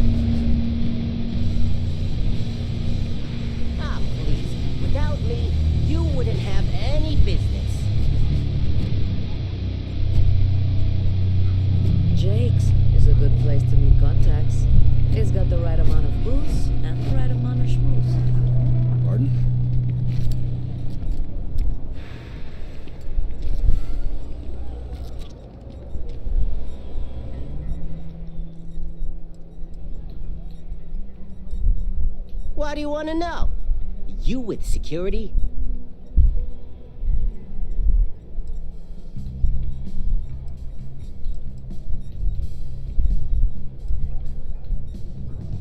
You do have a bit of a rebellion.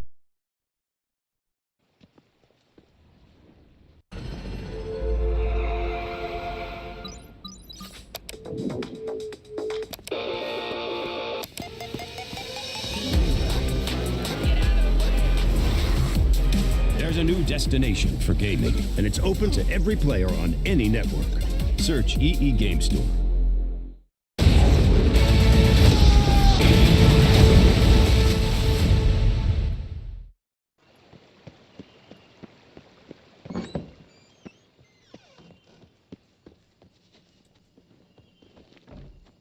Thank you.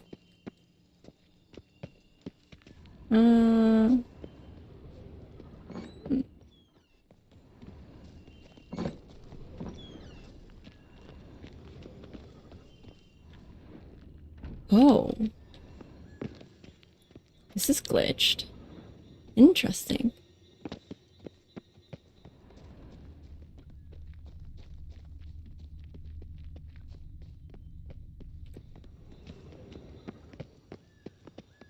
Wait, Roach is here?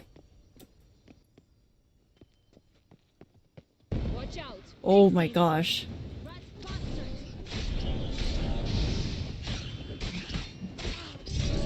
Wait.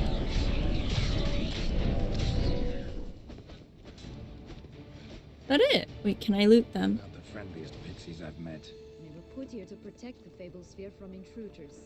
Meaning you. Oh. I am an intruder.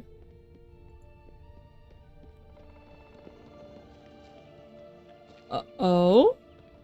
Oh, unicorns! We must catch them. We won't have to walk everywhere then. I call the pink one. Exciting, isn't it? Reminds me of my childhood. Reminds me of something altogether different. Care to elaborate? Rather not. Whoa. Here, none at all. This is grand. I'm all right. Not in any danger. Grazie.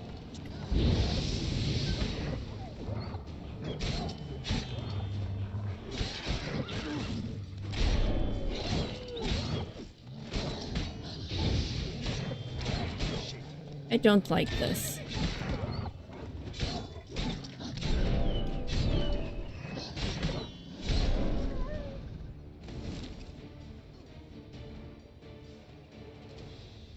Relax, it's over. No, it's not. There's more. Another wolf behind you. Ignore him. He always lies. Aha. Boy who cried wolf. Still does, I suppose. And doesn't, when they actually appear. The one and only. Listen, you little chit. Jack said you know what's become of his 3 beans. I don't know anything! Not one thing, and besides, watch out! Wolves!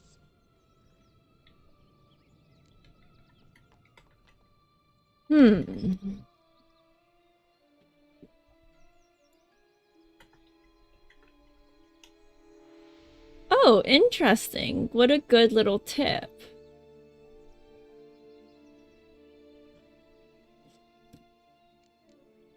Let's see.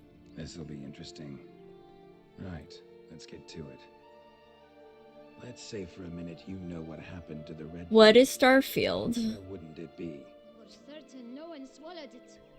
Oh no, definitely not that. Of course not. But say someone didn't. Who would it be that didn't swallow it? A human!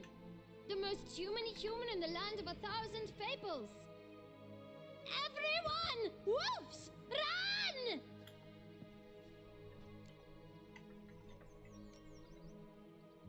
Bet you haven't heard what happened to the blue bean. Maybe? Not at all? Right? I've heard it lies about somewhere, out in the open. Just like that? No one guarding it? Nobody! 3 times over! Help! Wolves!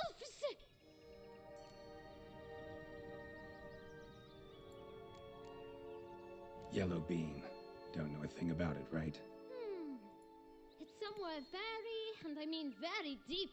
So deep, in fact, it's completely underground. And who has it? A bold farmhand, who in no way and not at all awaits someone. Not in the slightest. Good folk! Wolf! Say that word one more time and I'll chop you up. Feed you to the fishes. Understood?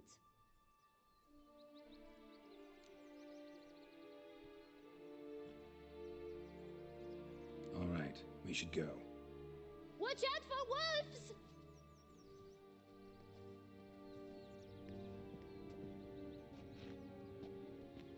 Tough to talk to, that one. Was it, though?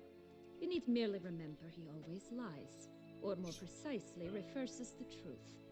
Mm-hmm. Where to now? I'm not sure. We should visit some of the other fables. The meaty ones, that is. Perhaps then Joss's hints will make more sense. It's just a few. Red Riding Hood, piglets and bears, 3 of each. And Goldilocks, of course. Then Longlocks, and a little lass who sells flint. Ah, fine. Let's get to work. Interesting. Incredible. You must have loved this place. I did at first. But children get bored quickly. Even tea parties with a whole cackle of princesses eventually turn dull and routine. What did you do then? Dropped it. All right, let's try. Wolves! Thanks for your help.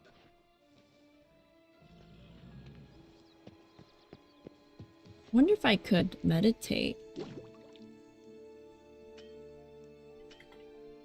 Oh, I can't.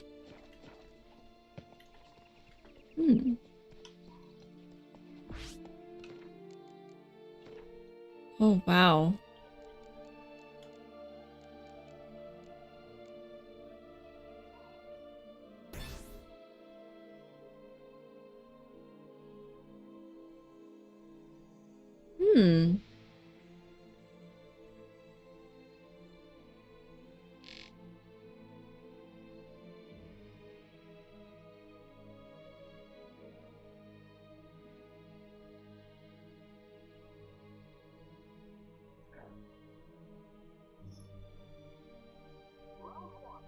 Round one. Ready, go!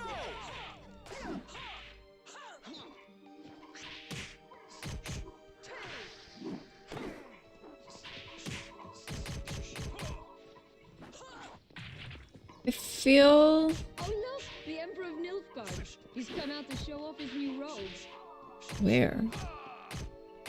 Stop cutting me and fight. Ah!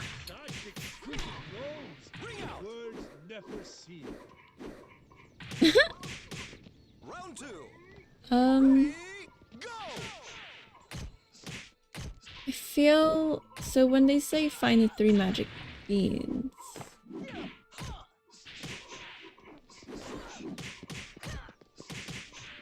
Down below?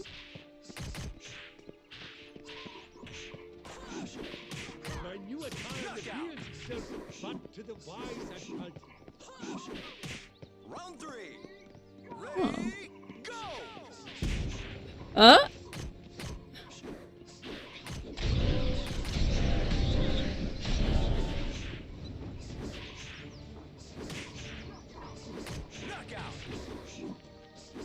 Pardon me. Oh. 3 bears. 3 stools, 3 bowls, 3 bowls. One a bit too big, the other too small, the third just right. Is she... Oh, she's dead. Blonde curls. Rest of the body's too mutilated. Hard to say anything. She got what she deserved, as I see it. Always took what she wanted without asking. Oh no! No! Wait, no. Ah! I did it. Me too.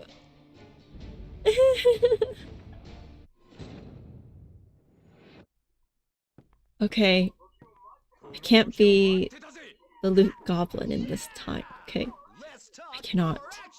I do not want to wake the 3 bears.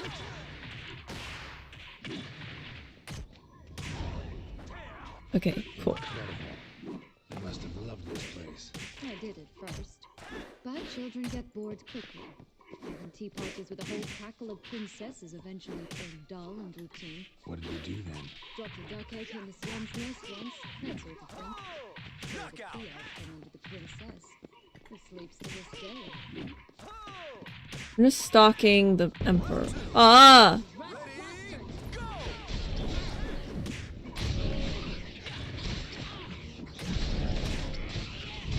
This is the first time I've played it. Everything is new. Wait, the emperor!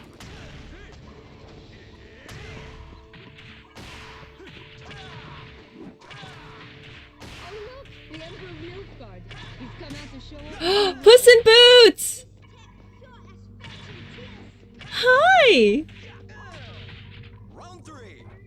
Ready, go!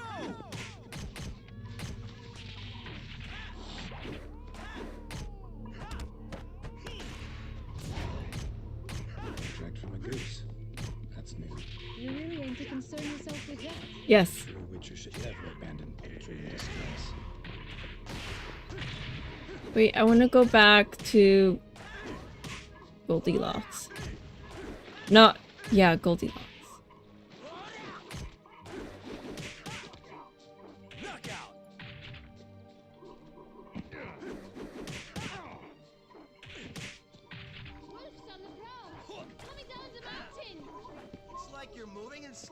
Alright. We will not take the food.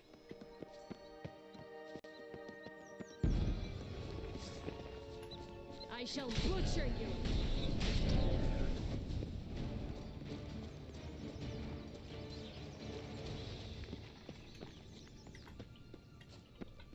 Three bears. 3 stools, 3 beds, 3 bowls. One a bit too big, the other too small, the third just right. Blonde curls. Rest of the body's too mutilated. Alright. Say anything. She got what she deserved, as I see it. Cute. She took what she wanted without asking. No being here. Gotta keep looking. They are sleeping. Okay, I'm not going to, I get all my outfits in all sorts of different brands. And that's like to say the least. So I get them like from independent designers, like I purchase them from independent designers. Oh.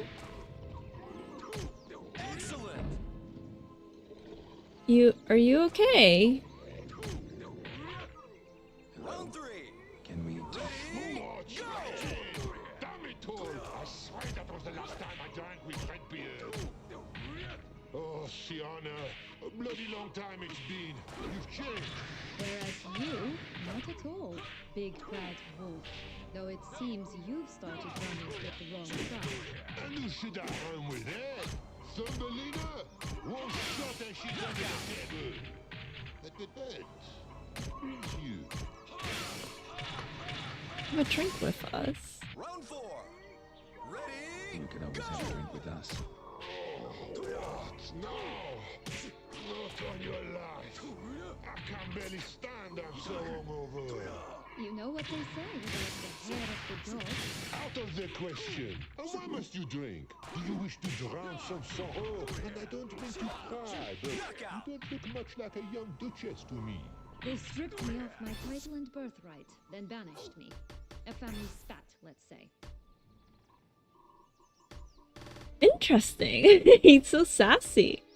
Listen, looking for magic beans. Seen any?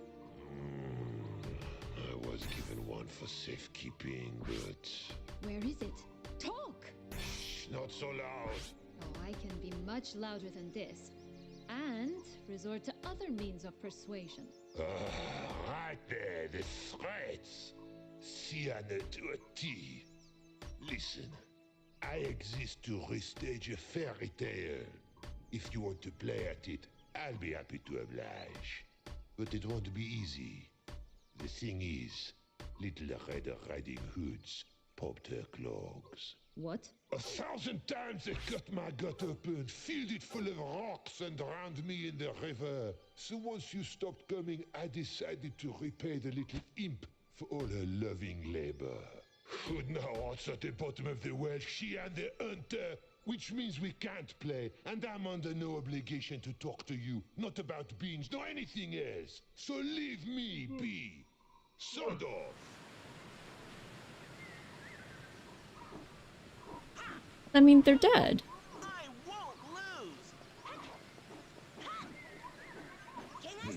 Wolf's pretty cramped. Well, how's the process going for you so far? Where are we at? Hey! Viasana! Shut up! Dang. Shut up! Snipers!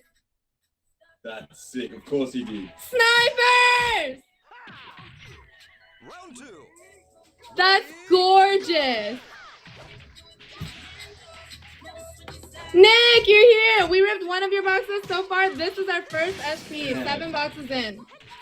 First one has been found. Oh my god, let's go, snipers! Well done, brother. Found our first SP and it's a fucking banger.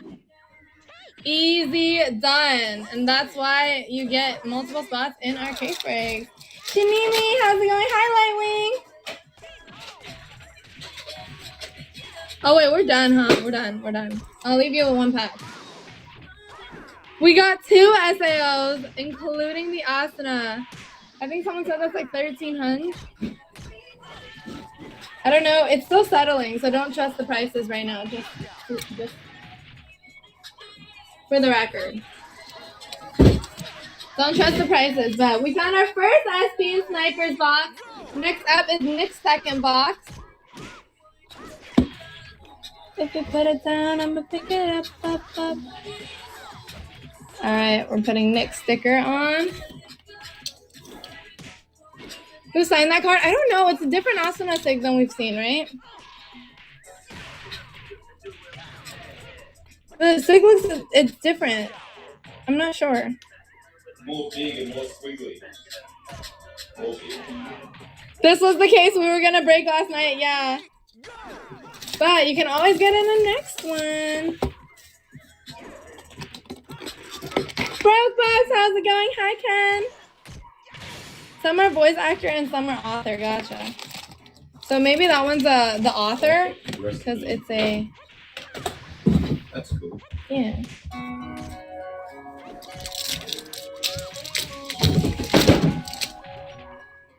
Not bad. We're running our case break right now, and I get to rip so much of this amazing set. It's so good. So good. It's been a good day, though. Again, like I say, the less I do in a day, the better. And I woke up not that early. I only went outside once, and so it's been a good day. Oh, so cute. There's no My SRs. I wish there was. There's only triple rares in the trial decks.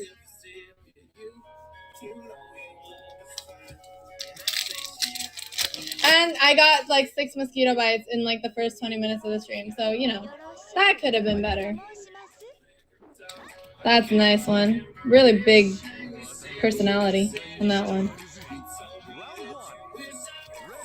I hope we get the Pizza Girl. Pizza Girl's so cute. What if this is just a cracked case and all of them are going to be good? We got the Husbando Roulette, Nick. First hit. Nick, you, yes. This one's your box, Nick.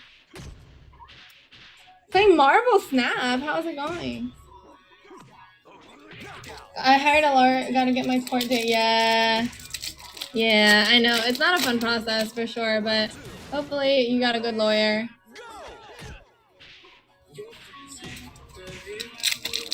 First hit was our Husbando Roulette. We're still looking for one more SI.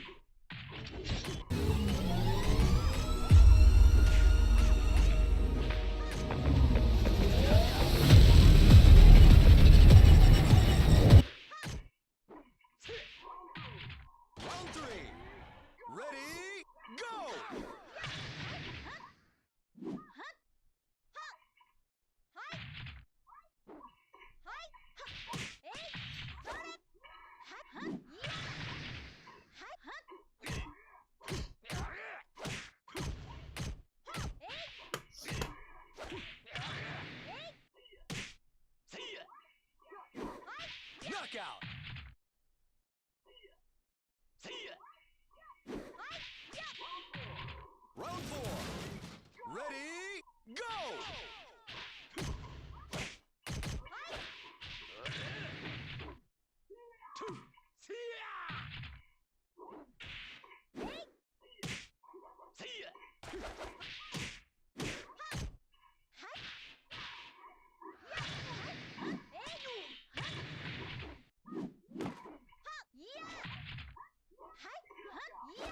Knockout!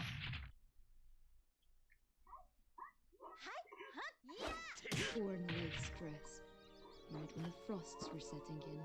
They assumed something would eat me, or that I'd do everyone a favor and die of hunger. But as always, I failed to live up to expectations. I wandered the woods for a week, went purple from the cold, gnawed the bark from twigs. Finally, I saw a light among the trees. A campsite. They were bandits, bearded, drunk, spattered with blood. This is for real. I was sure they'd rape me or kill me. Or both. Take it neither happened? That's when I learned the rocker and the murderer would be a better man than a knight in shining armor. They took me in, they set off in his air, and I did what I could to repel him. I advanced in their ranks rather quickly. Eventually, I became their leader. Excellent! Of the whole ragged band. Round 2. Ready, go! Perhaps I should have forgotten everything, started a new life. But you know what? There came a point when I thought, you wanted a monster. Then a monster you shall get.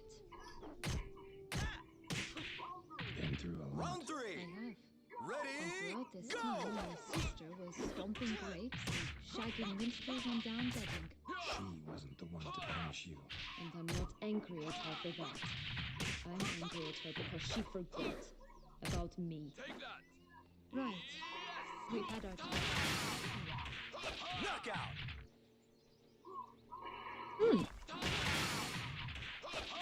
Well done. Round 4. Ready, go! Poor thing.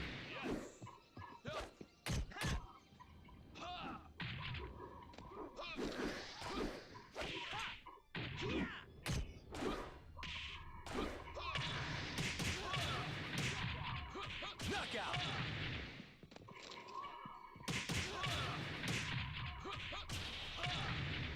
I think this is a good time to pause. Heavyweights are nothing Save. to me.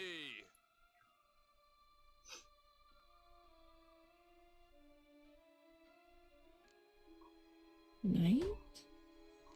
Yeah.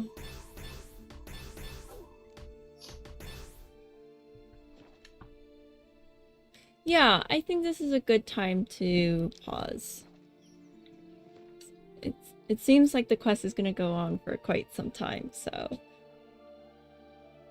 But thank you so much for tuning into my stream. I really appreciate it. Again, seeing a lot of new faces, which is really nice. And yeah, so thank you so much for tuning into my stream. Probably gonna continue streaming Witcher. I do have some new games to stream, but it seems that I'm getting into a really good part in the game right now, and I don't really want to start a new game. So I think I'll stick to this for now. And I hope everyone has a lovely weekend, and I will be streaming again on Monday around the same time, so 8 p.m. Eastern time. So I will see everyone there, and have a lovely rest of your evening, and take care. Bye!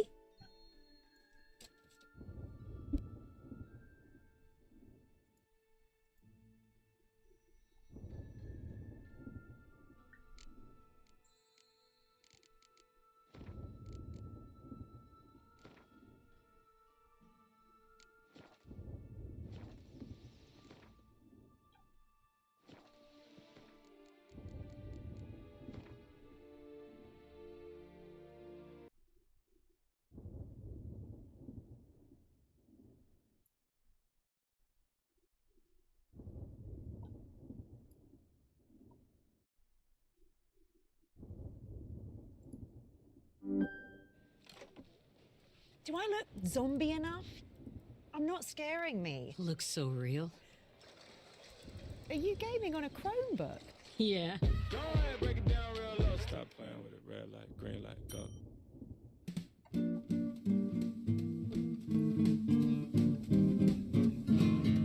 Just a closer walk with thee.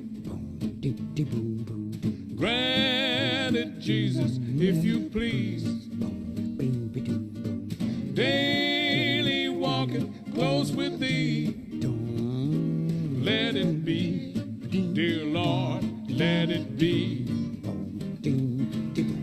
I am weak, but thou art strong. Jesus, keep us from all wrong. I'll be satisfied as long as I walk. Let me walk close to thee. Just a closer walk with thee.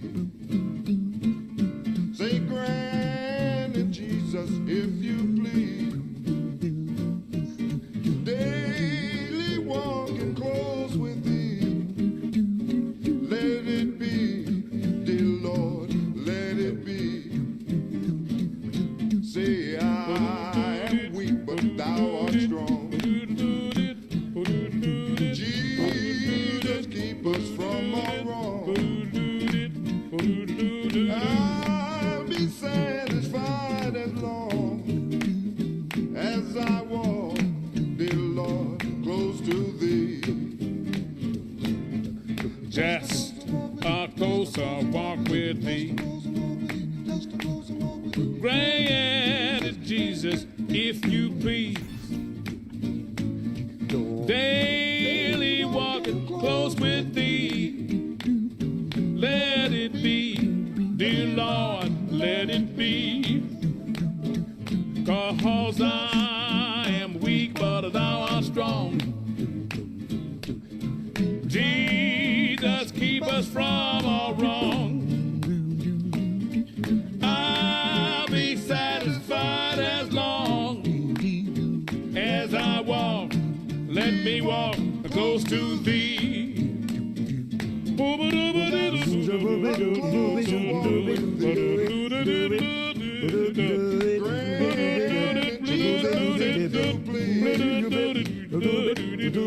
Daily walking close with thee. Let it be, dear Lord. Let it be.